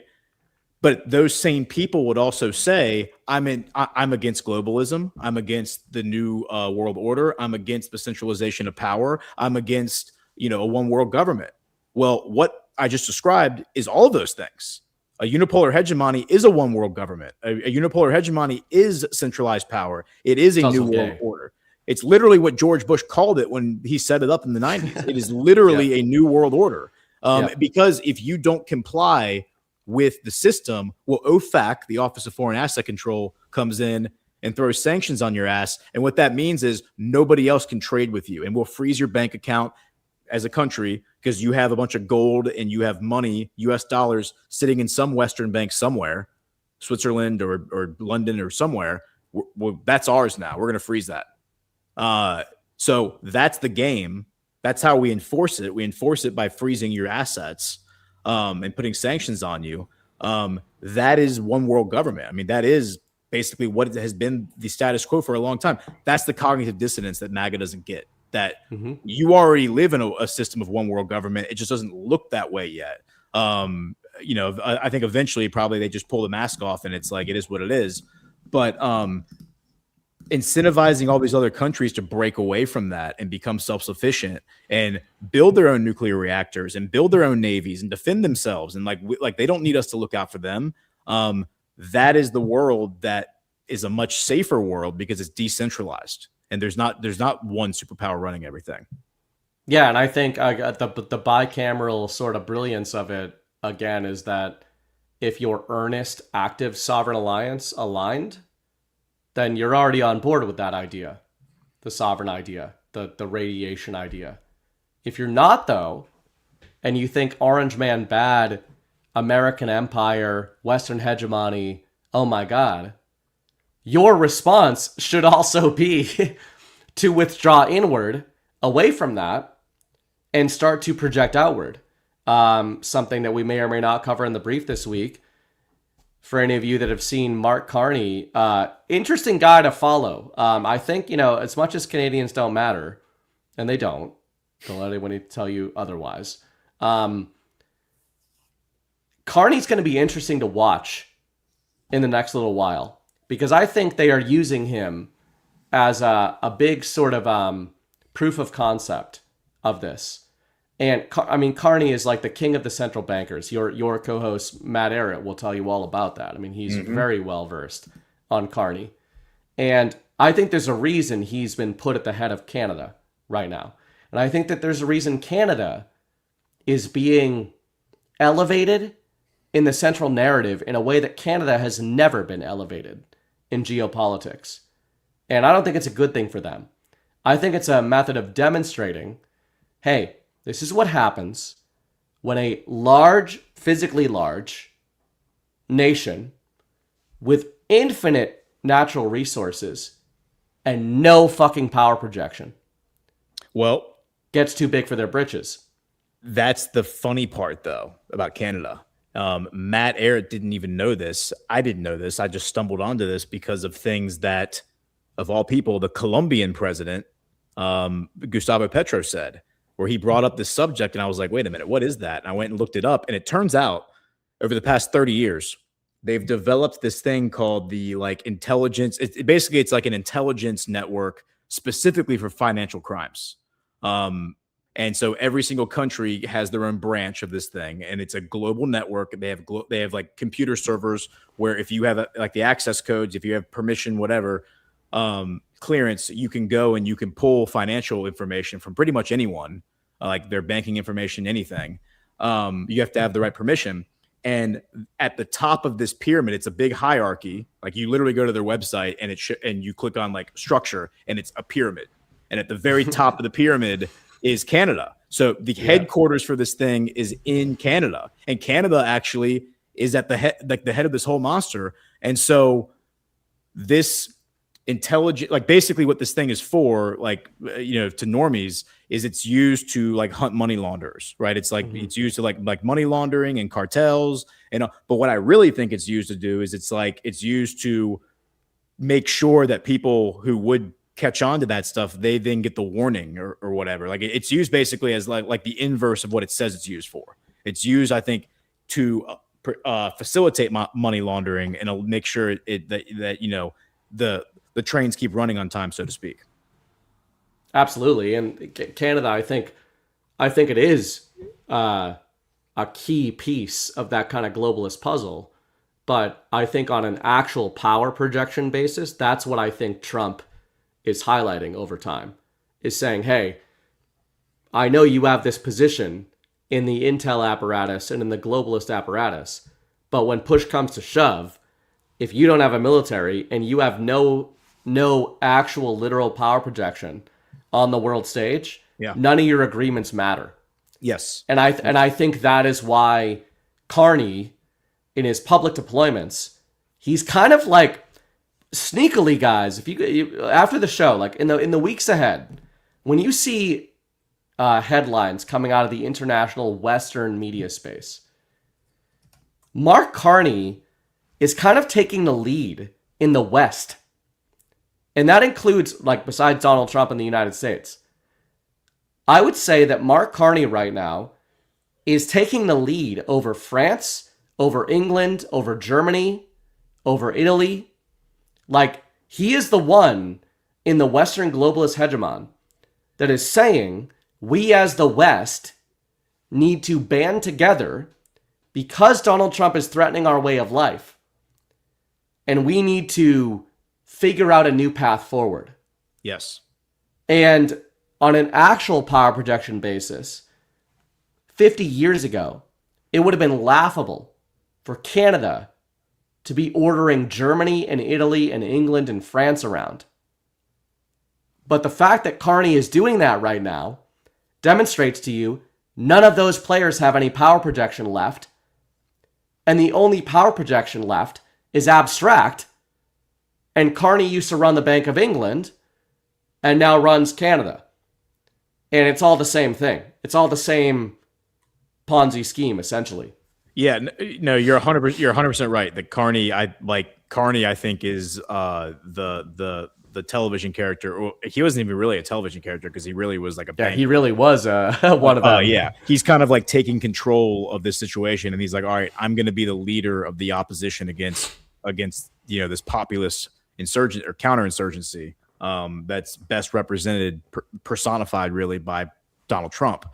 However, I don't know if you saw this. This just happened a few days ago. Look at this. It says, here, let's just play it. Electricity imports, 60% of crude oil imports. That is mutual strength. Let's be absolutely clear. Canada Strong will help make America great again, whose founding values of liberty, democracy, justice, and openness should continue to serve as guides to its future and the future of the world. That future should include a new partnership with Canada, a true partnership that reimagines cooperation in specific sectors that are deeply challenged by global competition. Above all, as you would expect, we're focused on things that are good for Canada. This is good for all Canadians, but it's also good for the United States because a stronger Canada is a better ally. And we know that while Canada and the United States have had our differences over the centuries, we have always worked and eventually worked through them because we share values and our common interests run deep. They run through our economies. Canada is America's largest customer.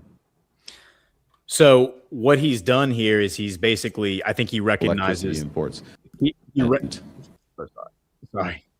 No problem. Yeah, so he recognizes that because him and Trump have been at each other's throats. Like he's basically like telling Trump to go fuck himself, and Trump has basically said. I mean, you remember on the stage of the World Economic Forum earlier this year, where they were both like Trump called. Carney stole the show. Besides Trump, yeah, for Canada to steal the show at the World Economic Forum, that's never happened before. Yeah, when you've got Germany and France and England and like. Canada used to be a small player at these things. Yeah. And Carney was clearly, I would say, like if we're talking in wrestling terms and stuff, Carney was the heel to Trump or the face to Trump. Like Trump was the heel and Carney was the face. Trump was the heel leading up to the weeks ahead because he was saying stuff like they're going to be the 51st state.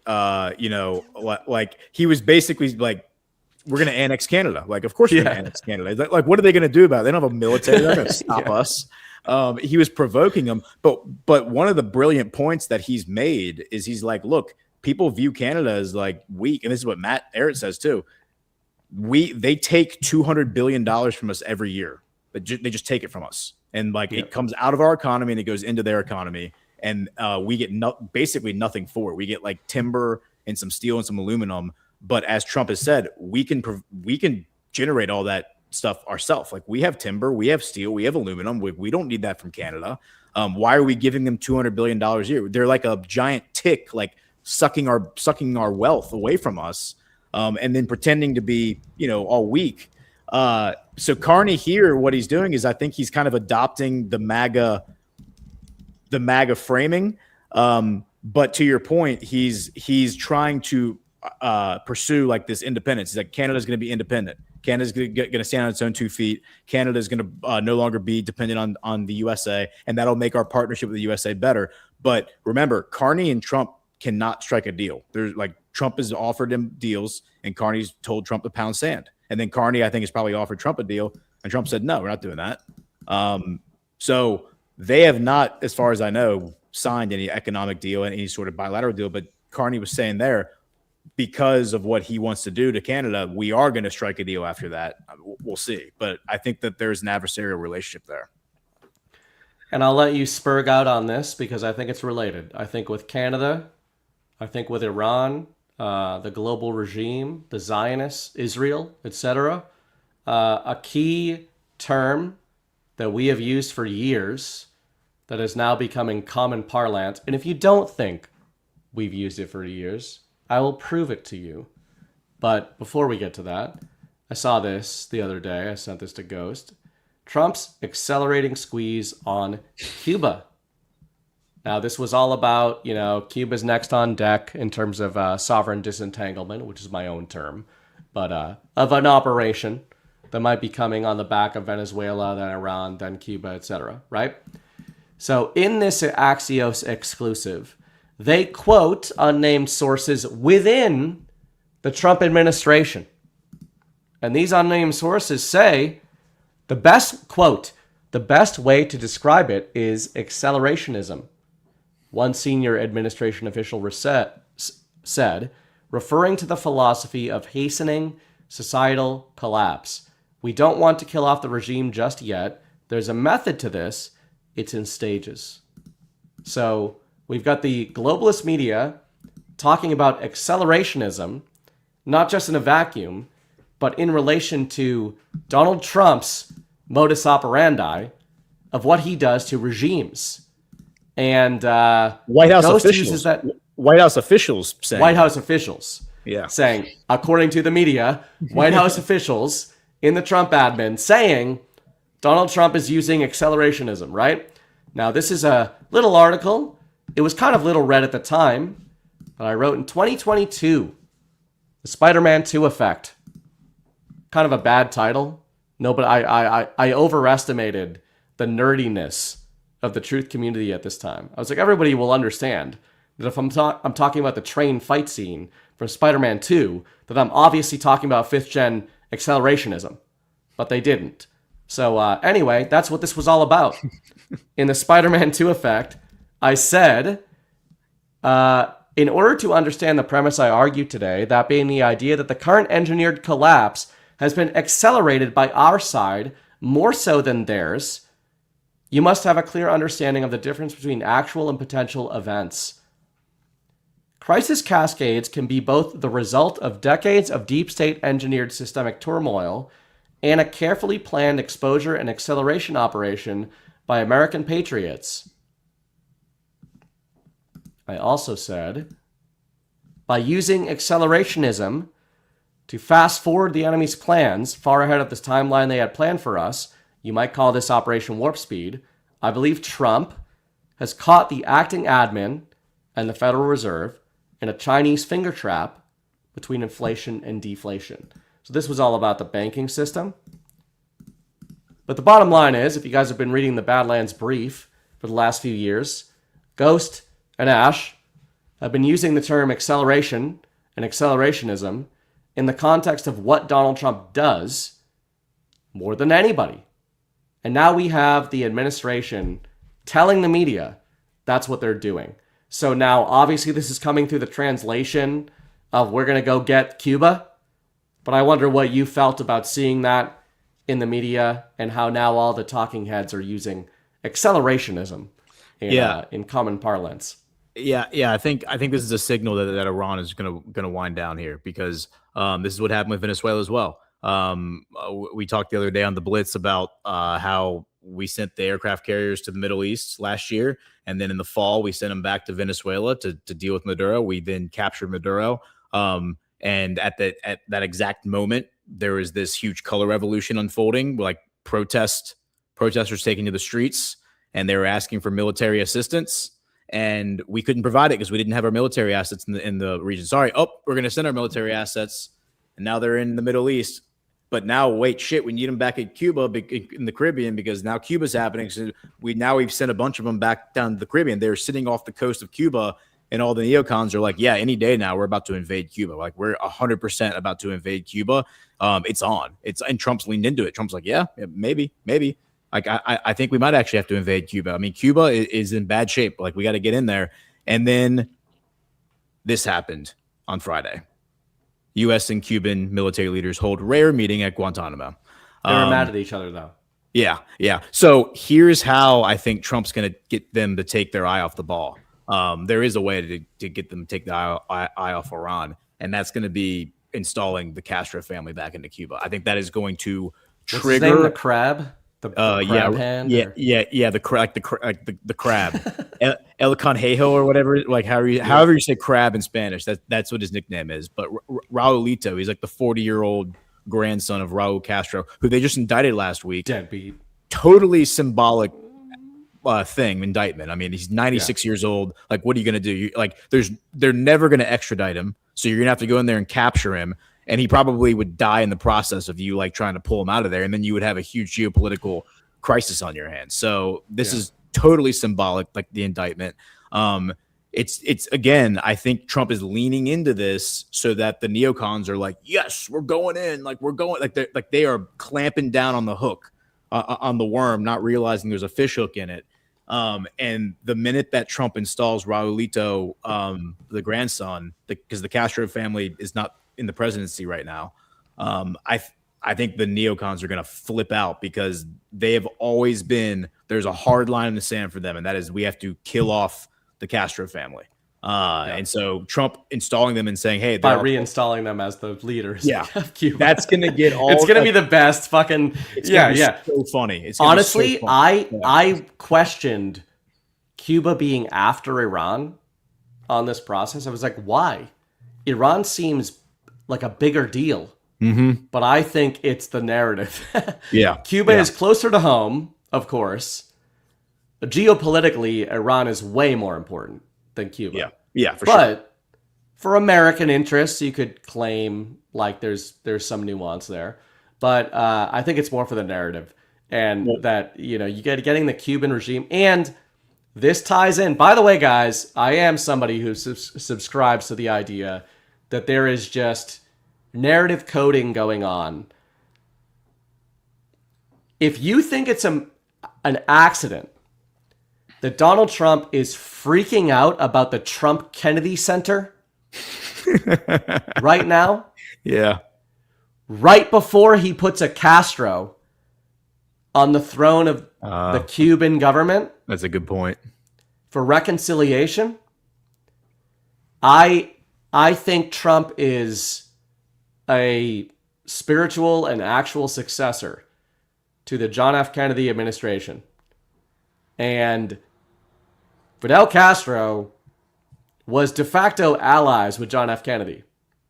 The two of them navigated assassination attempts on the former and warring attempts against the Soviet Union. And our pop culture tells us that they were at each other's throats the whole time. But John F. Kennedy helped stop Fidel Castro from being assassinated by his own intelligence operations. So, you gonna tell me it's a coincidence that Donald Trump comes in and puts his fucking grandson on the throne? No way. So, there might be more to this Trump Kennedy Center thing, but just on a narrative level, that's how I think of it. Like Trump wants the Trump Kennedy allusions and convergences to be clear.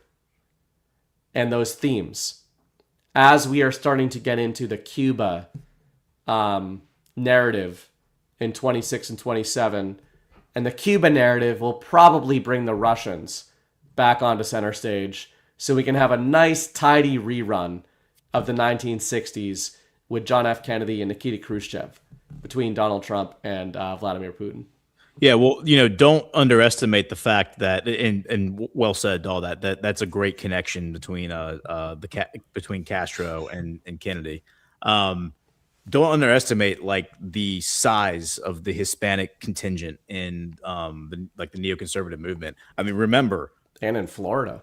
Yeah, exactly. Well, remember, Maria Corina Machado received the Nobel Peace Prize over Donald Trump because 6 congressmen who were all Hispanic, they were all Hispanic neocons, sent a letter nominating her in August of 2024. One of those 6, by the way, was Marco Rubio. Marco Rubio is like the prodigal son of the Hispanic wing of the neoconservative party, like neoconservative movement. He's the one that they're all like pumping up to be, Trump's successor. And he's also the one who has always been very anti-Castro. He is now going to be the one who makes peace with Castro. Yeah. Like the humiliation. He's going to elevate Castro. Yeah. Yeah. He's going to elevate Castro because he's already admitted that he's been having secret conversations with this guy. And like they've been talking through back channels. So now Trump has taken the golden boy from the Hispanic neocon wing of the Republican establishment, and he's making him now go make peace. Not just make peace, but reinstall the Castro family, recognize the leadership, and then the normalize the Castros. And you are going to see, there are going to be these Republican senators who are like Hispanic, they're going to be flipping the fuck out about this. Yeah. And then at the same time, Trump's also going to be making peace with Iran and normalizing with Iran. And so then you have the Zionists all freaking out. This is going to be fantastic. The powder keg is created, guys. I really hope this happens. I'm not trying to be like hopium or anything. And let's not be date fags. Let's not be any of that. But the stage is set for Tulsi Gabbard to declassify COVID, election 2020, all of that, and expose the Republicans for the role they played and all that shit. If she did that on her way out of office, that like at the same time as the Castros are going back in, as we're making peace with Iran, that literally would cause the Republican establishment to implode. I mean, it would be so epic because who would take them seriously ever again? And all of it's part of the same macro in terms of if you can get the enemy to show who they are,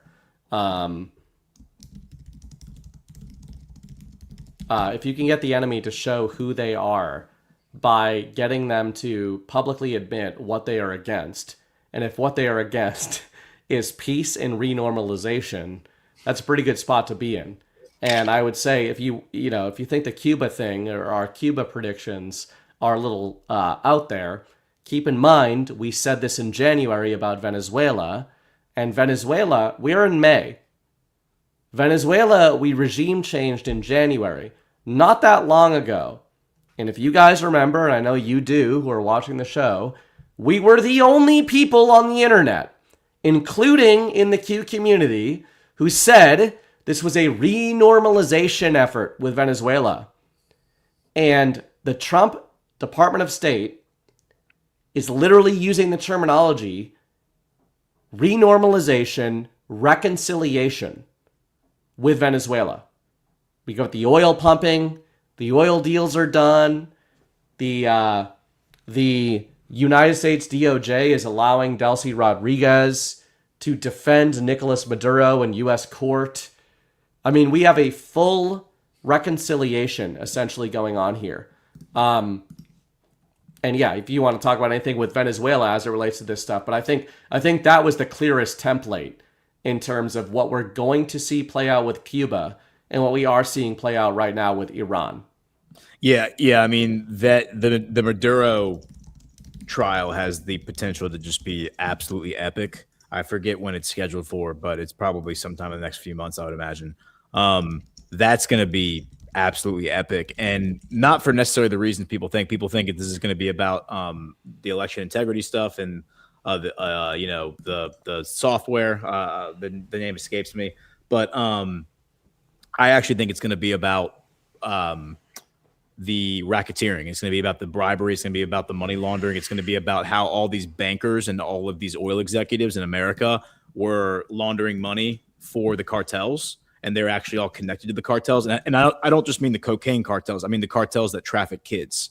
I'm talking about that. Because Maduro was going after these people, filing in U.S. court in 2018 lawsuits against specific individuals, naming them and saying these people are part of the money laundering network that is connected to all the terrible cartels that you hear about in Central and South America. And those are the ones trafficking humans. So, and the only reason that case was dismissed was because Trump stepped in 2019. Well, really, John Bolton stepped in and put sanctions on Venezuela. And then the defense attorneys all argued, Judge, we have sanctions now, and if we try to go to discovery, this could really like jeopardize national security. And the judge said, okay, you're right. We will dismiss without prejudice, which means it can be brought again. But yeah, I mean, I think that this trial could be super epic. Now, maybe the trial is nothing burger. But I think with all the attention that Maduro has gotten and how he's been vilified and the fact that he actually was going after these guys, and Gustavo Petro said the same thing, and the fact that we've seen a lot of these banks topple, and the fact that we've seen bankers arrested, I mean, in the first Trump administration and during the Biden regime, not big names, not names that like were breaking news, but this stuff did happen, and they did become cooperating witnesses. And then the UAE is now getting the shit bombed out of it, and that's where Gustavo Petro said a lot of that money is being laundered through the UAE. I don't know, man. Like this seems like the stage is kind of getting set for a lot of these, like the world financial system, to be exposed as just one giant racketeering operation for human traffickers and drug traffickers. Damn straight. Speaking of grifters and the deep state and all the evil bad people, before I let you go, I do want to have a discussion on the nature of the deep state, a little topic like that. So we're going to get to that in a minute.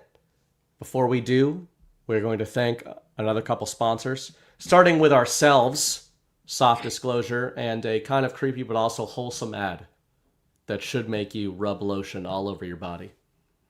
In a quiet town at where beards grow wild and lips dare to crack without permission, one woman has suffered.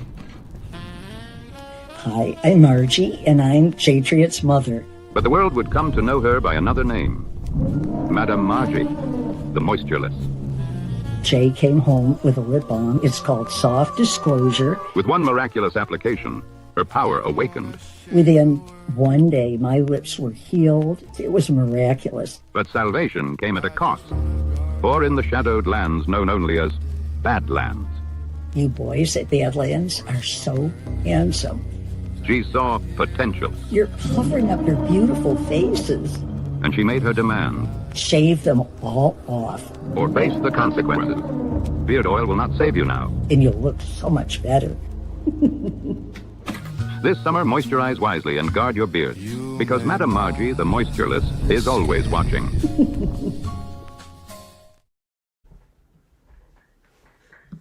Suitably wholesome and creepy. So check us out at Soft Disclosure. We are also brought to you by our friends at Rumble, specifically Rumble Wallet. We hear a lot about crypto, but here's the part most people miss. Crypto was created so you could actually own and control your money. After the 2008 financial crisis, Bitcoin was designed as an alternative to banks. So instead of a bank holding your money, delaying transfers, or limiting access, you're in control. And if you ever had to wait for a transfer to clear, you felt that problem. Fast forward to today, everyone's heard of crypto, but getting started feels complicated. That's exactly why we use Rumble Wallet.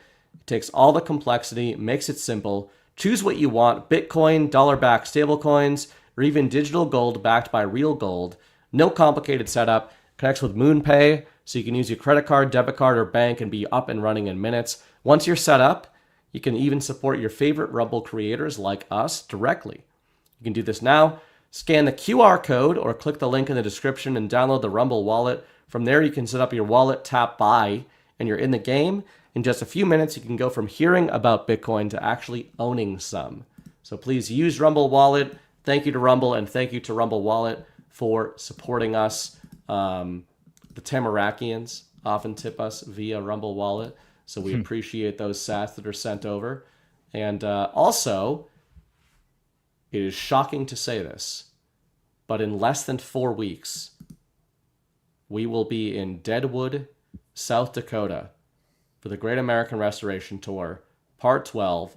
We are taking over Deadwood. Guys, if you have not, or if you have, been to a GART, but you have not been to a Deadwood GART, it's the GART. It's the best GART. This is really the place where we basically take over the entire town, and it's awesome. So come to GART Deadwood. We'll have good panels. We'll have all that stuff. But really, it's about taking over that whole town. It's also going to be kind of a cool time to be there because we're going to be there literally days before, I think, they're doing a giant America 250 sort of celebration at Mount Rushmore.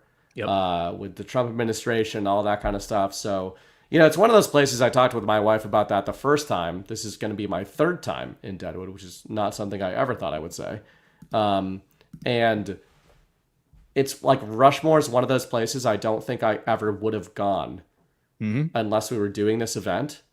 But now I look forward to this event, especially after having done other ones all around the country. Just going to Deadwood, it's such a chill vibe. And you like, once you know the 5 streets that the whole conference takes place around, you can stumble around to your heart's content. And, you know, only ghosts can get in trouble. Everybody else will be fine. Yeah, But, yeah. It's our home base. I mean, it's kind of like like you said, we take over the town. You can gamble pretty much in any room in the entire town, like any restroom, any porta potty. Like they have like slots in there. Yeah. And you're right. I do think they're doing like the big 250 birthday party at Rushmore. That would make the most sense. And I mean, yeah, like I've now been to Rushmore 2 times. The first time at the first time we did GART there, and the second time we did GART there, and I'll go a third time now. I never thought I would go to Mount Rushmore 3 times, but here we Hoping to bring Baby Bright. I'm trying to get him there. We'll see. We got to get the dog figured out. We got to get all that shit figured out. But it would be pretty cool to get him there at like 18 months old to Rushmore for the first time. Took his dad till his 30s. Before I let you go, what I want to get into a little bit is we talk about Donald Trump all the time. But I think when we talk about the quote unquote enemy, we talk about it in such abstract terms. And people in this community talk about the enemy in abstract terms. They're either hyper-specific or hyper-abstract. When they're hyper-specific, they are talking about specific political figures. When they're abstract, they say things like the deep state, which we do too. Yeah. But I thought it would be good to discuss... Hold on. I've got a Heraldian. I think I played the wrong ad. If I didn't, then this is another one for you that I think is more relevant to what's going on right now. Anyway, sorry for the interruption, but this is what we were supposed to click the button for earlier. A long, long time ago, a raider went into a dangerous cave because he was on an adventure. Or like he smelled like an adventure. But the cave was protected by spiders and lizards. No, it was snakes. Snakes? Why did it have to be snakes? Whatever it was, the raider wasn't scared of it because it was Ghost. The lotion raider. Then he found the golden deodorant. That's not deodorant, that's the towel bar. It was soft disclosure. Ghost had exactly 1 second to switch it, or the whole cave explodes! And then the boulders started chasing him. Run, Ghost, run! Oh no, he dropped the soft disclosure. I got it. I understand its power now. That lotion is an important artifact and it belongs in every household. Visit softdisclosure.com and use promo code LotionWaiter for 15% off. Dude, I had no idea that's the first time I've ever heard of that. That was amazing. We are putting together a soft disclosure Avengers team, and I'm the lamest one, but it's okay. Tiny Bright, I feel like MVP will come through at certain moments, but Raiders of the Lost Ark Ghost, it works. Love that. Yeah, we are both driven mad by children. Ghost has several more of them at this point. I was explaining to Mrs. Bright tonight, by the way, how she was like, I keep saying replacement rate, like the Brights have to get to replacement rate of children. Mm-hmm. And she was like, oh, 2. And I was like, that's where you're wrong. Because there's attrition in human beings in the world, right? So you got to get above 2. And you can't make like 2.3 kids. So you just got to go all the way there. You just got to keep just nailing them out. You got to pump them in, pump them out. And, you're playing an infinite game here. We're not fucking around. So if we're trying to get above replacement rate, we got to just go like... You'll get there. You'll get there. We gotta just keep going. And 2 is not replacement rate, people. That's like you're treading water in shark-infested waters. There will be an attrition rate. Some of you are going to get jacked. There has to be 3 or more. I mean, dude, you'll blink and you'll have like 5 kids. Like, that's just how it happens. That's my goal. Yeah, I hope to blink and have 5 kids. But anyway, so Ghost Green is a Star. lotion raider. Shout out to Green Star though. That was check plus. Awesome. Like that was awesome. Yeah, fantastic. So guys, buy some lotion. It's good shit. Honestly, like we use it. Like I joke around. So I don't use a lot of stuff. I'm just being honest. Like I'm being direct with the people. I don't use shit. I should use shit. I will probably die fairly young. Like I fought for a living. I don't live a healthy lifestyle. But my wife, however, is very conscious of these things. We have a child now. She's holistic. She's into naturopathic type of stuff. All that shit, right? She actually pays close attention to this stuff. And she has told me the soft disclosure stuff is awesome. Whether it's deodorant, lotion, etc. And my kid does have skin issues. We genuinely do use soft disclosure products on our 18-month-old kid. So like, it's not just because I work here. It's not because it's a funny thing. I don't use stuff. I don't use stuff like that. I'm just being honest. But my wife does, and we do use it on my kid, and it is good shit. That's a great endorsement. Using it on your kid is a great endorsement. I use this stuff on my kid. That's the ad right there. And I like my kid. I like him right now. So like, in a few years, maybe I'll be trying to poison him. But for now, I like him. So we only use good shit in him. Okay, go. So we talk about Trump all the time. The deep state, the globalists, the regime. What are we talking about? You said something to me in our private conversations a few days ago that I thought would make for a good discussion point.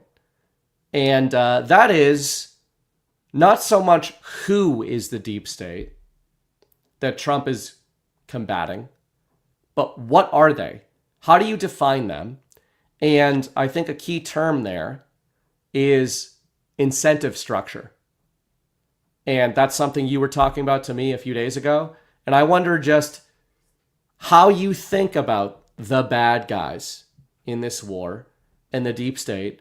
And maybe more to the point, what do you think people in the truth community, Q community, Trump, MAGA, sort of get wrong about how they talk about the deep state structurally? Yeah, well, so again, like I'm not an expert on this. I'm sure there's people who are way more who have actually done way more specific investigation. It's really just more of, I think, looking at it from a logical standpoint and a practical standpoint, and then also looking at some historical examples. The mafia being one of them. How the mafia, while it was one big organization, it was actually made up of smaller factions, right? Who would often fight one another, kill one another, for control. And that's really more in alignment with human nature rather than this idea of what's called vertical integration. Like a corporation, for example, owning every single part of their process of like manufacturing, assembly, marketing, retail, full turnkey. So rather than it being a monolithic organization where the guys at the very top are controlling the guys at the very bottom, I think it's probably, it would make more sense to me that it's more of like a free market economy, for lack of a better word, the way that vendors, subcontractors compete for business for like larger companies, right? Like they're like putting in bids, they're bidding on jobs. That makes a lot more sense because that system, it kind of polices itself. It kind of, coming from a construction background, the smaller guys are incentivized to be efficient and to be very effective. And if they lose that efficiency, if they lose that effectiveness, then the higher ups just go to somebody else, right? So I think that makes more sense as like a structure than the idea of it being like one big monolith where the guys at the very top are scripting the things at the very bottom. Because going back to the example I gave at the very beginning of the show, the guy at the very end of the chain probably doesn't know the guy at the very beginning. Like they have no idea who they are, right? Because there's all these proxies in between that are hiring one another, and there's all these layers of separation. And by the way, that's by design because they want plausible deniability. They want the ability to walk away if things go wrong and have no connection. And that creates opportunity, in my opinion, because if you have different groups that are working together on a bigger vision, but ultimately have different incentives and different agendas, competing agendas, right? And they're also probably jockeying with one another for power, in the pecking order. There's opportunity, I think, to turn those groups against one another. And that's what I think we're seeing happen here with Trump. It ties into a lot of what we set up here because we talked about the sort of game theory. I mean, I named this episode 5D chess in terms of how Trump operates, specifically through the Iran war narrative. But we also talked about the idea of accelerationism and attrition. And to your point, I think it's worth ruminating on the structure of the deep state that we talk about, because if you've got a certain strategy you're implementing in a quote unquote war, then it matters who the adversary is. And if you are talking about a sort of a competitive, non-unified enemy, then something like accelerationism would work very well, right?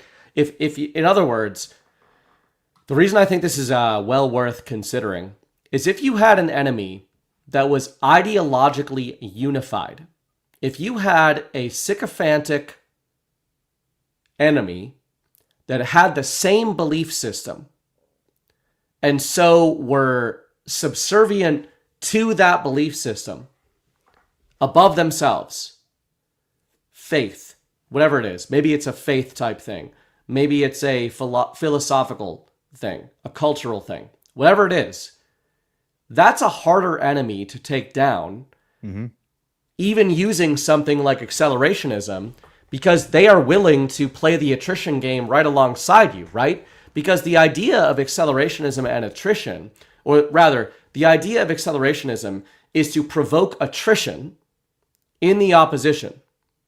The idea of attrition is you're weakening them over time. You're reducing them. You're getting them to split off. You're creating strife or conflict within the opposition in the hope of getting them to fracture. If you're dealing with an ideologically unified enemy, that's impossible to do. And I think, ironically, that's what's going on with us. That's what's going on with the truth community, the people who stick around and aren't pussies. It's what's going on with Trump and why he has high attrition rates in his organization, but that the core Trump people always stay in that Trump circle. It's because those are the ideological people. Those are the moral people. Those are the ones who are anchored to the same foundation. At Badlands, the people who stay here are the people who think about this according to the same moral framework. We do not have the same opinions about these things, but we do have an identical moral framework in terms of this, which is why we survive attrition. But to Ghost's point, the reason you would forward an acceleration mindset or strategy on an enemy system is if you do not think there is a governing philosophy or morality or code to that community. And I think it's reasonable to assume that a criminal cabal that traffics in drugs and money and crime and children globally does not have a higher authority that they are appealing to. They are appealing to themselves, and that, ironically, maybe has become an advantage for the people that are fighting against them, because once you understand an enemy like that, maybe that's an easier enemy to exploit in some ways than a sort of morally or philosophically unified enemy. Yeah. Well, so what you're describing there, and that was a really good way of putting it, is an anthill. You're describing like an ant colony, right? Where thousands of ants are all working for one, like a hive mind scenario where they're willing to sacrifice themselves for the greater cause, right? That's just not how human nature works. We are not wired that way. It doesn't matter what your moral compass is. In fact, I would say if you are inclined to engage in evil, you're far more likely to be selfish and to stab the guy next to you in the back if it means you get ahead. Because you're a sociopath, and that's why you are in this organization. So it makes a lot more sense that it would be more like the mafia, where you have like the 5 families and they're like, kind of fighting one another. They're working together when it makes sense, but then they're also working against one another where there's opportunity to gain advantage. Because they're ruthless, and that's just in their nature. And so again, because that tension exists and that dynamic most likely exists, that's the opportunity to fracture it. And by the way, we've seen that happen in the truth community. We've seen that happen in MAGA. Like MAGA fractured way sooner than I thought it would. I thought it would in Badlands. We've seen it. Yeah, exactly. I mean, I thought we would at least make it to like the justice phase before. Me too. Like before MAGA would start to. I always said, going back to 2016, 2017, I always said in my commentary online that this was a coalition. Which, if you look up the definition of that, it is a temporary political alliance to achieve a specific goal, and then once the goal is achieved, you start fighting again. Yeah, you start fighting again. It's like look throughout history; it's happened so many times. The founding. So like, how could if you were tasked with the assignment of turning these guys against one another, and we can't get into the weeds here because we don't know the specific groups, right, and who they are, but we can kind of gauge the motives of some of these groups because we see at least their proxies or their puppets out on television communicating those ideas to us and trying to steer society in a certain direction so we can kind of wrap our head around it. The example that I gave to you the other day was talking about like the Israel lobby and like the Jews, right? You have a very, very large diaspora within the Jewish community. They have something called the World Jewish Congress, right? They have a global government that creates laws that governs the Jewish people across the world. And in this Congress, there are elected officials that are elected within their community, and they come from a very, very wide-ranging background of ethnicity, of culture. And then if you look at Judaism itself, one thing I learned looking into it, unlike Islam and Christianity, it doesn't have a central doctrine. There's no central doctrine that you look to. I mean, the Torah, the original Torah, of course, but a lot of sects of Judaism don't even look at that. They look at the Talmud, which is the oral Torah. So without getting off into the weeds on that, if you look at just ostensibly what's happening here in real time, what do we have? We have a Zionist government in Israel that is staffed by these radicals, and these guys are disciples of a guy named Meir Kahane, who is a terrorist from the 1980s, Jewish terrorist, and they are absolutely hell-bent on creating this empire. That's their motivation. They don't care what it takes.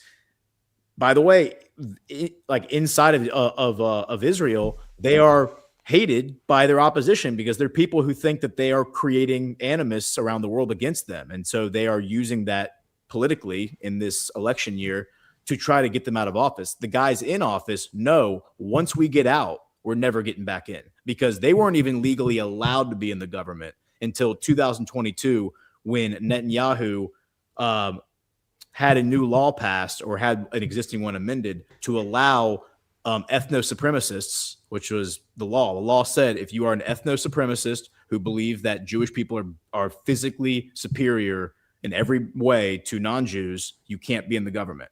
And he had it amended to say if that belief system is based on your religion and not your politics, you're okay. And so then these guys came in. So point is, these guys have their own zealous agenda. And then you look at like the Israel lobby, you look at the people who are, pulling the strings in Congress. They may not be on board with this. Maybe they are, maybe they aren't. But the point is, this one group is causing tension. Ronald Lauder, who's the owner, like the head of Estee Lauder, like the makeup company, he's the president of the World Jewish Congress. He's come out and said, what are these psychopaths doing? What is Netanyahu doing? Why is he letting these guys run around and say all this stuff about like exterminating people and expanding the borders of Israel? They are making problems for all of us. And so now there's infighting happening and there's Hegelian dialectic. And again, we're talking about elites here, guys. We're not talking about like every single Jewish person walking around the earth. We're talking about elites. And there are rotten elites in Islam. There's rotten elites in quote unquote Christianity. I wouldn't say that any of them are Christian. There's rotten elites in atheism. There's rotten elites in the Silicon Valley tech world. There are rotten elites everywhere.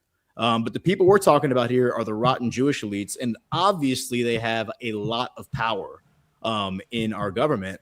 And it appears that Trump has leaned into this and is taking all these slings and arrows. He's being accused of being their puppet. He's being accused of being a Zionist. Nobody, by the way, is refuting the fact that Donald Trump is a Zionist. Whether you love Trump or hate him, everyone's in agreement. He is a hardcore Zionist, and he is faithfully serving that agenda. I think he's using that to his advantage. So, again, the whole thing is about turning factions against one another. This is just one example. Take that and apply it to any other segment of what we would describe as the deep state, which certainly goes beyond the Jewish diaspora. Yeah.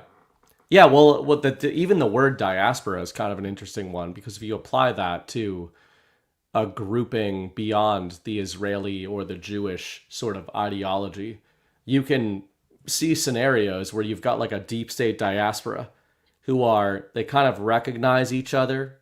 They're like this vampire class of globalists and collectivists who subsist on the same sort of systemic apparatus that drain power from sovereign people, drain life energies from sovereign people, maybe more esoteric, sometimes more literal, but they are in this kind of de facto community or this diaspora.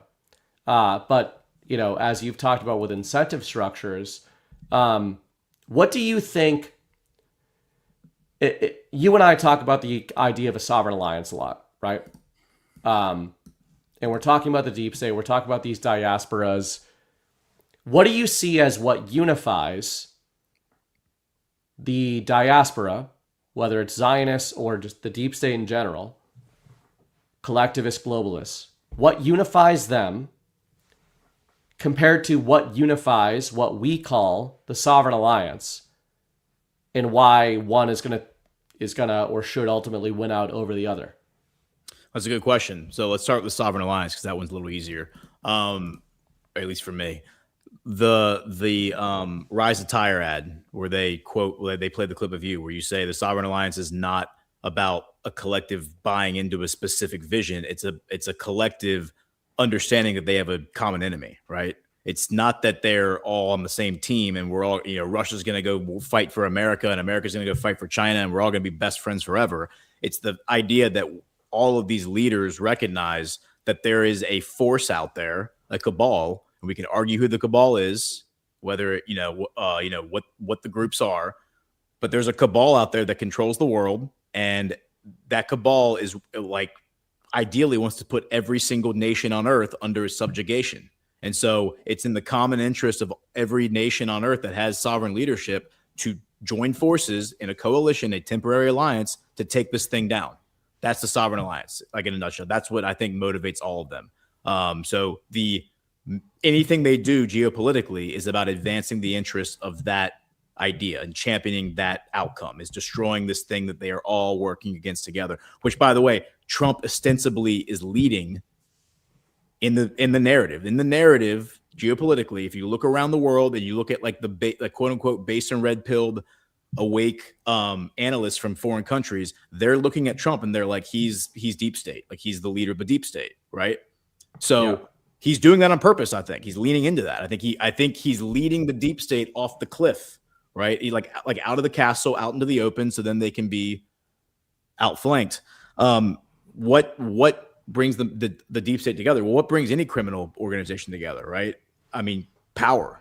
So the opportunity to amass power, the opportunity to wield power, to have wealth, material wealth that you can then use to subjugate people. And I think there's probably a whole range of neuroses that, you know, among all these people, these sociopaths, you know, whether they're motivated by hurting people or motivated by simply just by being wealthy or motivated by, you know, actually wielding real political power and change.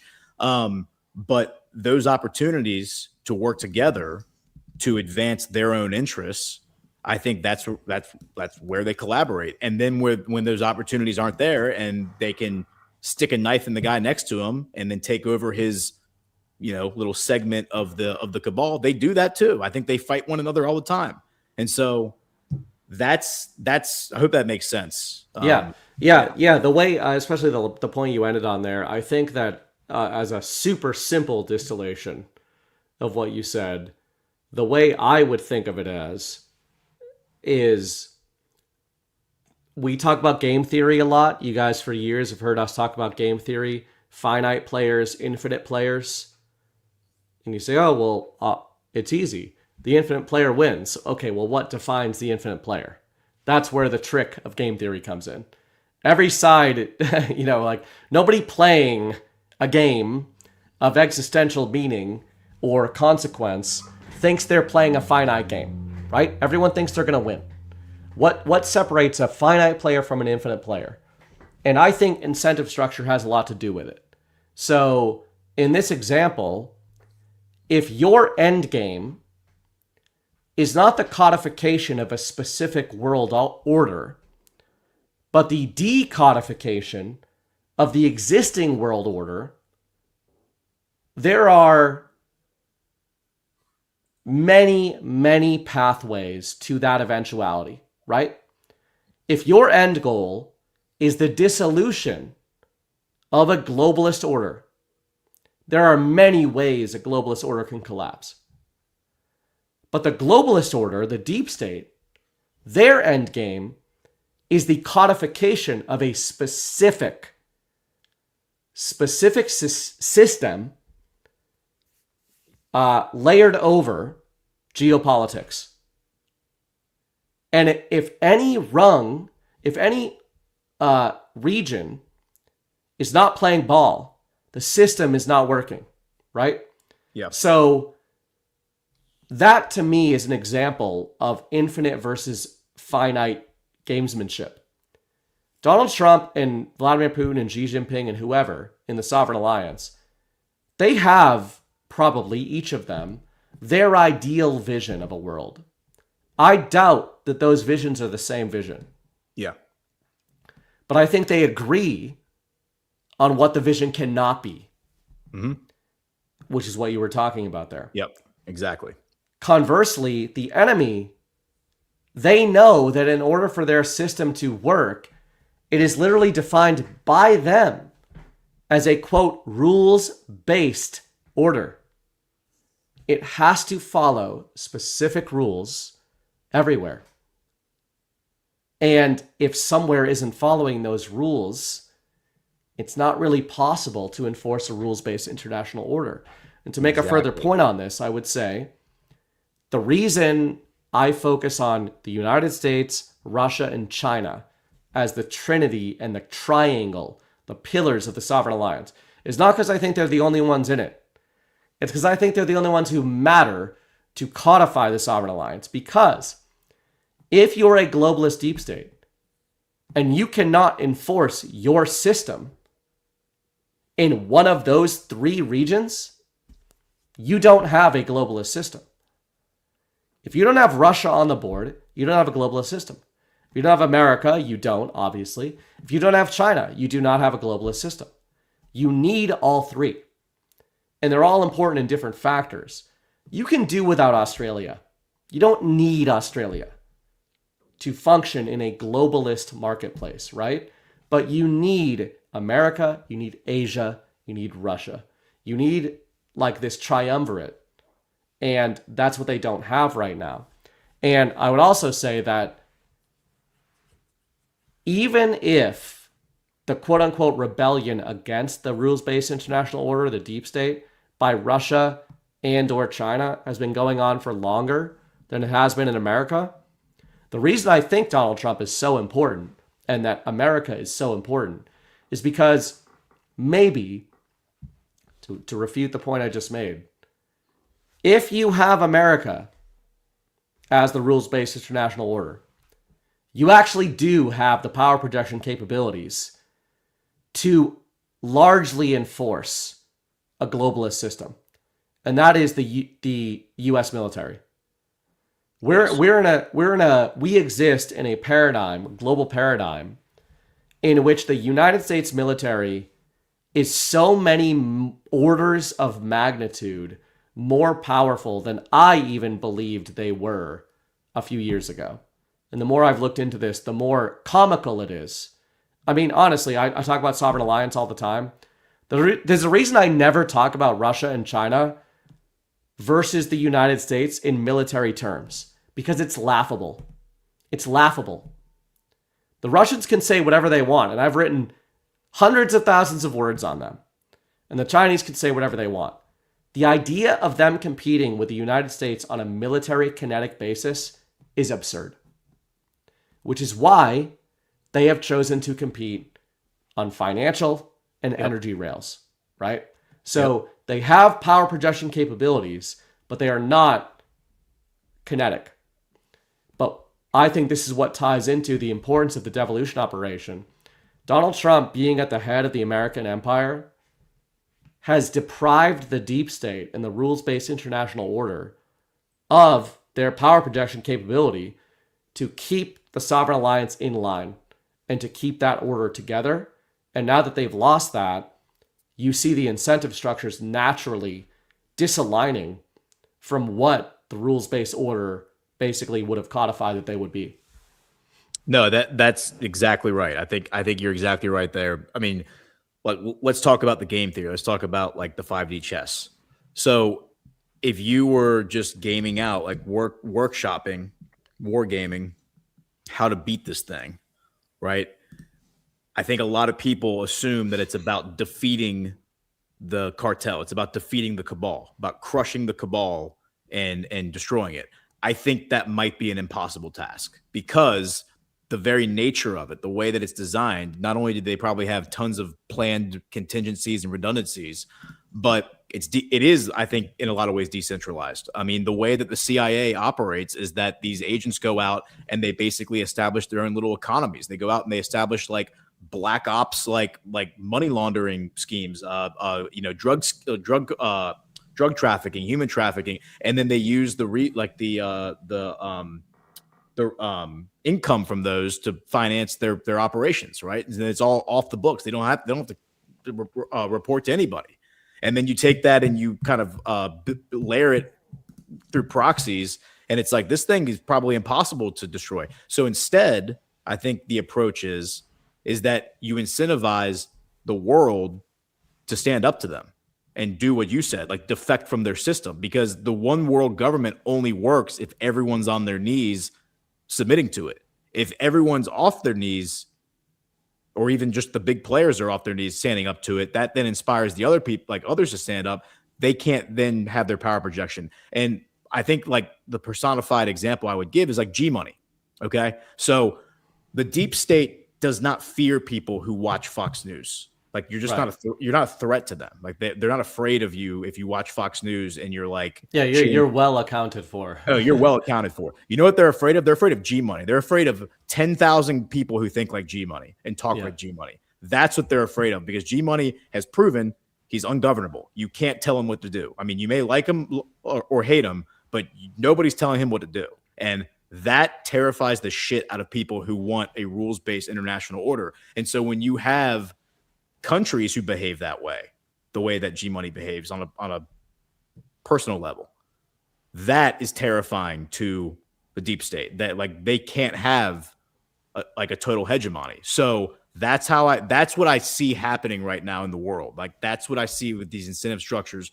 Trump is playing the heel. He's playing, like to the point you made earlier, he's incentivizing all these countries to break off from their traditional dependence and then organize amongst themselves to become self-reliant. Like, so they can, hey, my neighbor here can give me this, my neighbor there can give me that.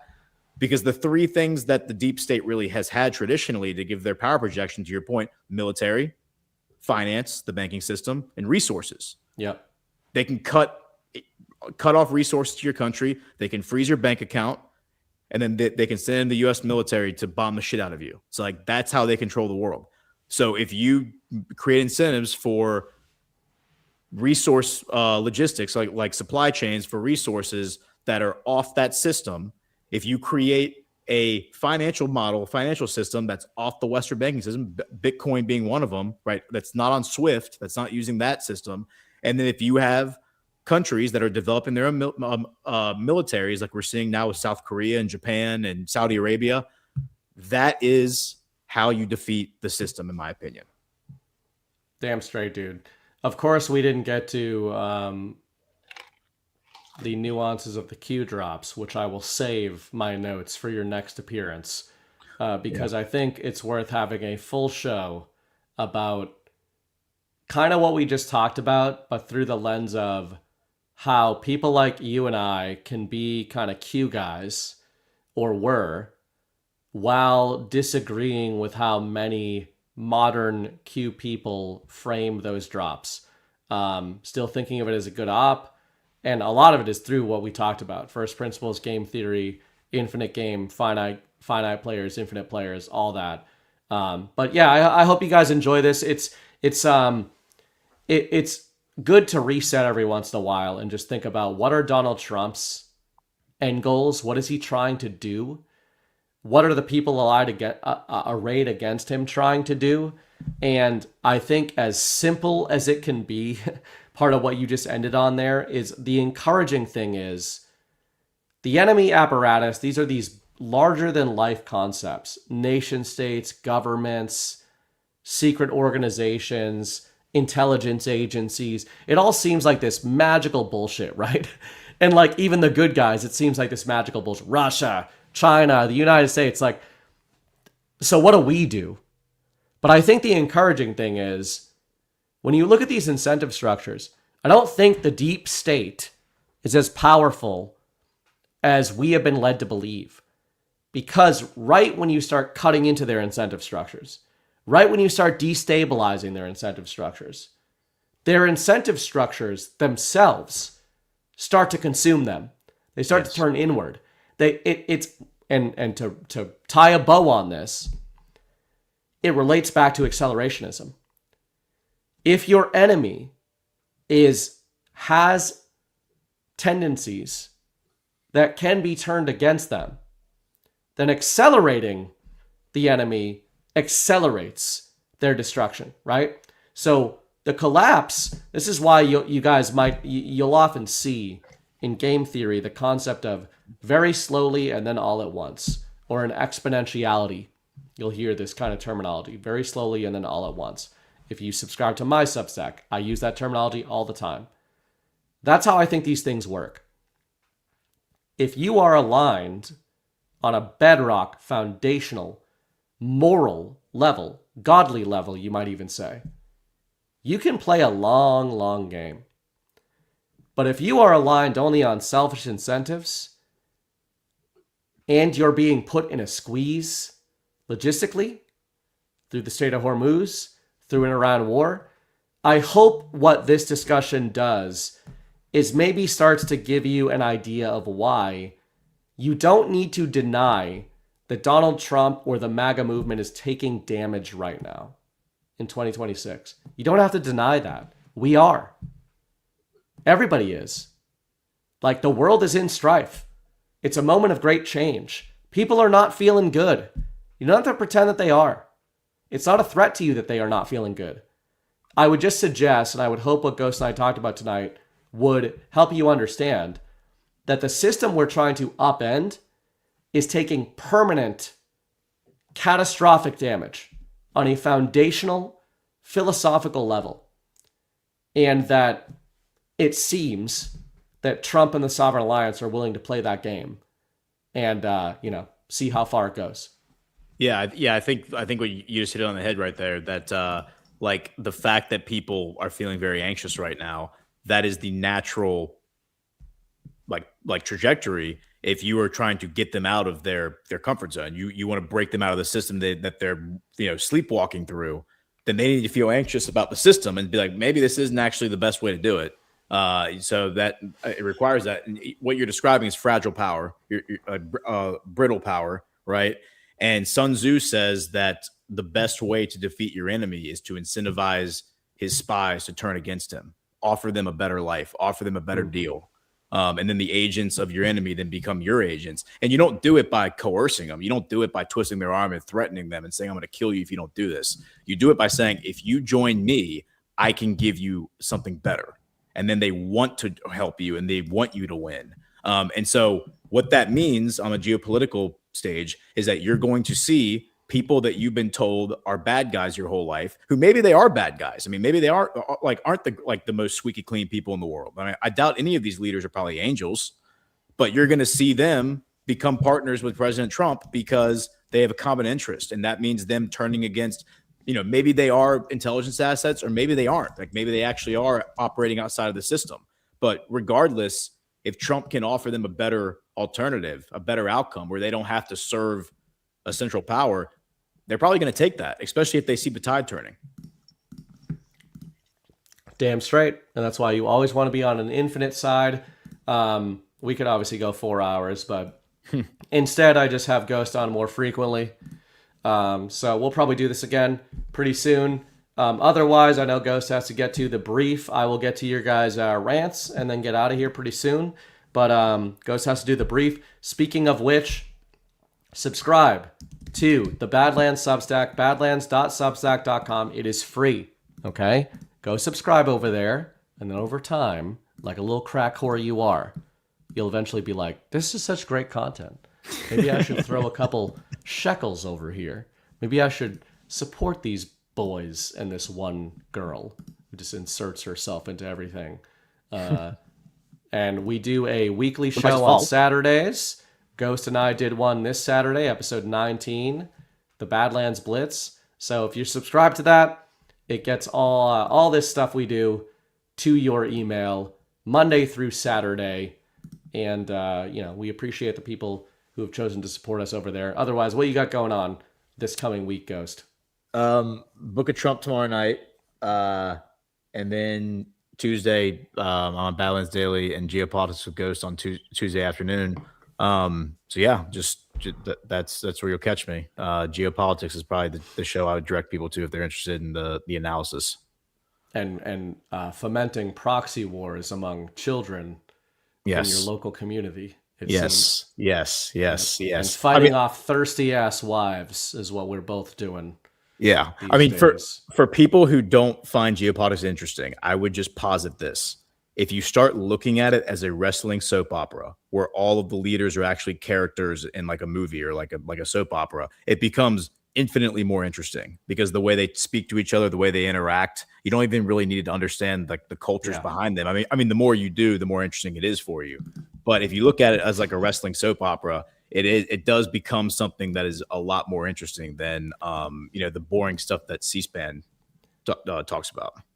I mean, our last episode that we did together was episode 66, the new Trump and the New World Order, and that was highly regarded. And we talked very much about Hulk Hogan and the similarities of world wrestling to Trump, kayfabe, and what's going on with all this stuff from a narrative level.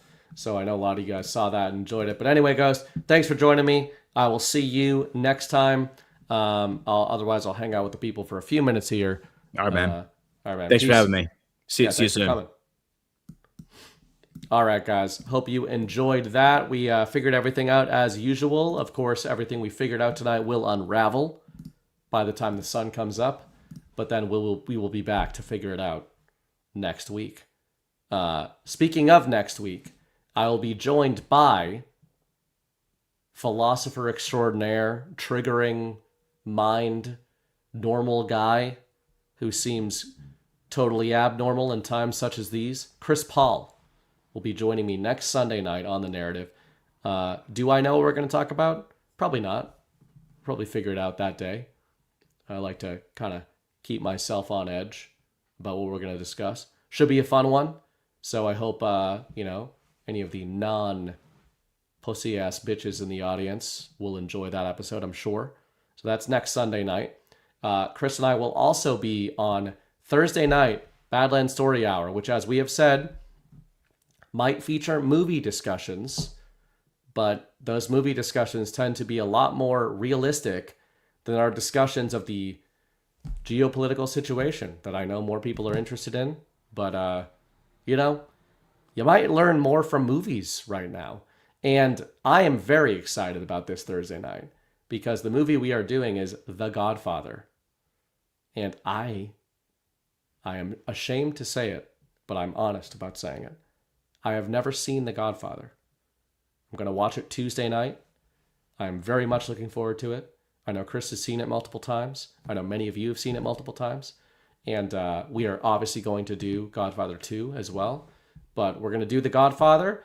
The Godfather 2 or 3 is mentioned in the Q drop. So we're going to kind of talk about some of that stuff. But yeah, big American movie, very influential. And Chris chose it and said it's very relevant to some of the things he's thinking about right now in the info war. So anybody that has not checked out Story Hour with Chris and I on Thursday nights, 10:30 p.m. Eastern, we always relate the story we are talking about to what is going on in the war of stories. And for crazy people like us, we often feel like they are more accurate than, watching Fox News or listening to people decoding social media posts. So join us on Thursday night. And another announcement, in 2 weeks, on Sunday, June 14th, I will not be doing an episode of The Narrative, but you will see me here, starting at 8 p.m. Eastern, maybe 9, I don't know when we'll start it. The UFC Freedom Fights 250 event will be on. It's a tongue twister. The UFC fights will be being held on the White House lawn, the south lawn of the White House. It's going to be a big American cultural event, big MAGA event. As many of you know, my day job still to this day is in the combat sports industry. My whole life has been in combat sports, and I am heavily involved in that industry. So this is going to be a rare case for me where I get to fuse those two. I will probably be working my other job in the data things I need to do while hosting a show, but in the place of The Narrative, we're going to do a watch party for the UFC Freedom Fights event. Even if you're not into the fights, we're not going to show the fights on the stream. Zach was talking about doing that. As somebody in the industry, I can tell you, the one organization you probably want to not fuck around with is the UFC. They will sue the shit out of you. Even though the Badlands is no stranger to that. Probably not something we want to mess around with. But there's going to be a lot going on. There's going to be MAGA stuff going on, influencer stuff going on. World leaders are probably going to be there. There'll be funny shit on social media. It'll be a fun time. So the fights are going to be on Paramount Plus, the streaming network. If you want to watch the fights along with us, go ahead and do that. Otherwise, it might just be me and you guys, but I think some people will join me on Sunday night on the 14th. We'll watch the fights. We'll fuck around. It'll be a fun night. So usually fight nights are on Saturday nights. This time, in honor of Trump's birthday and the nation's founding, it's going to be on Sunday night. So join me then. I will be hosting that watch party. We'll have a good time. Otherwise, I'll get to your rants right now. And starting with Tom Terrific, $25 for the cause. Thank you, Tom. Much appreciated. Rocky Top Apologist. Subscribe to get the Blitz best Saturday morning show since the Bugs Bunny Roadrunner hour. Damn. It's pretty intense. Envo, why do you think DJT still supports Graham? I don't spend a lot of time thinking about that, but I think just the shielding type of shit, right? I mean, it just seems like more shielding to me. Snowcat gifted a sub to K Rumble. Always gifting a sub pretty much every episode. Thank you, Snowcat. Berkey, Canadians and are Euro cucks. I would agree with that. That's why I rewilded one to see if she could be redeemed. The jury is still out on whether or not she can be. And then Hopeful Theorist. I thought these guys would go past midnight. Thank you, BB and Ghost. Good discussion. Love the new ad. Happy birthday to Mrs. BB tomorrow and wishing you much success with 3.3. Yeah, Mrs. Bright's birthday is tomorrow. She is a believer in birthday months. And since her birthday is on the first of the month, it is a catastrophic time to be in her life. My son's birthday is not only on the first of the month, it is on the first of the year. So he basically has birthday years. And I am just some pleb who was born in the middle of a month. So, it's a tough time to get through. I do my best. She's thirsty. She's always thirsting after me. That's how I keep it together. But otherwise, she's okay. She's doing okay. She's doing okay these days. So, anyway, guys, hope you enjoyed that. try not to go 4 hours on these. I know that some of you like it, but I know that many of you don't. So I only went 2 hours and 50 minutes this time. Anyway, see you next Sunday night with Chris Paul. I will see you Wednesday night with John Harold. I will see you Thursday night with Chris Paul in a different context. And maybe Friday. Who knows? Who knows? Back off. Stop bothering me. Anyway, hope you have a good night. Hope you have a good week. Remember, the war is a story. The story is a war. Act accordingly. See you next week.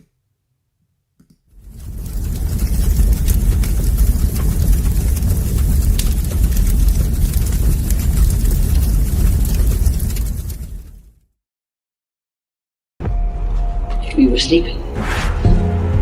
I've been sleeping. I've been turning away from a truth I wanted not to face.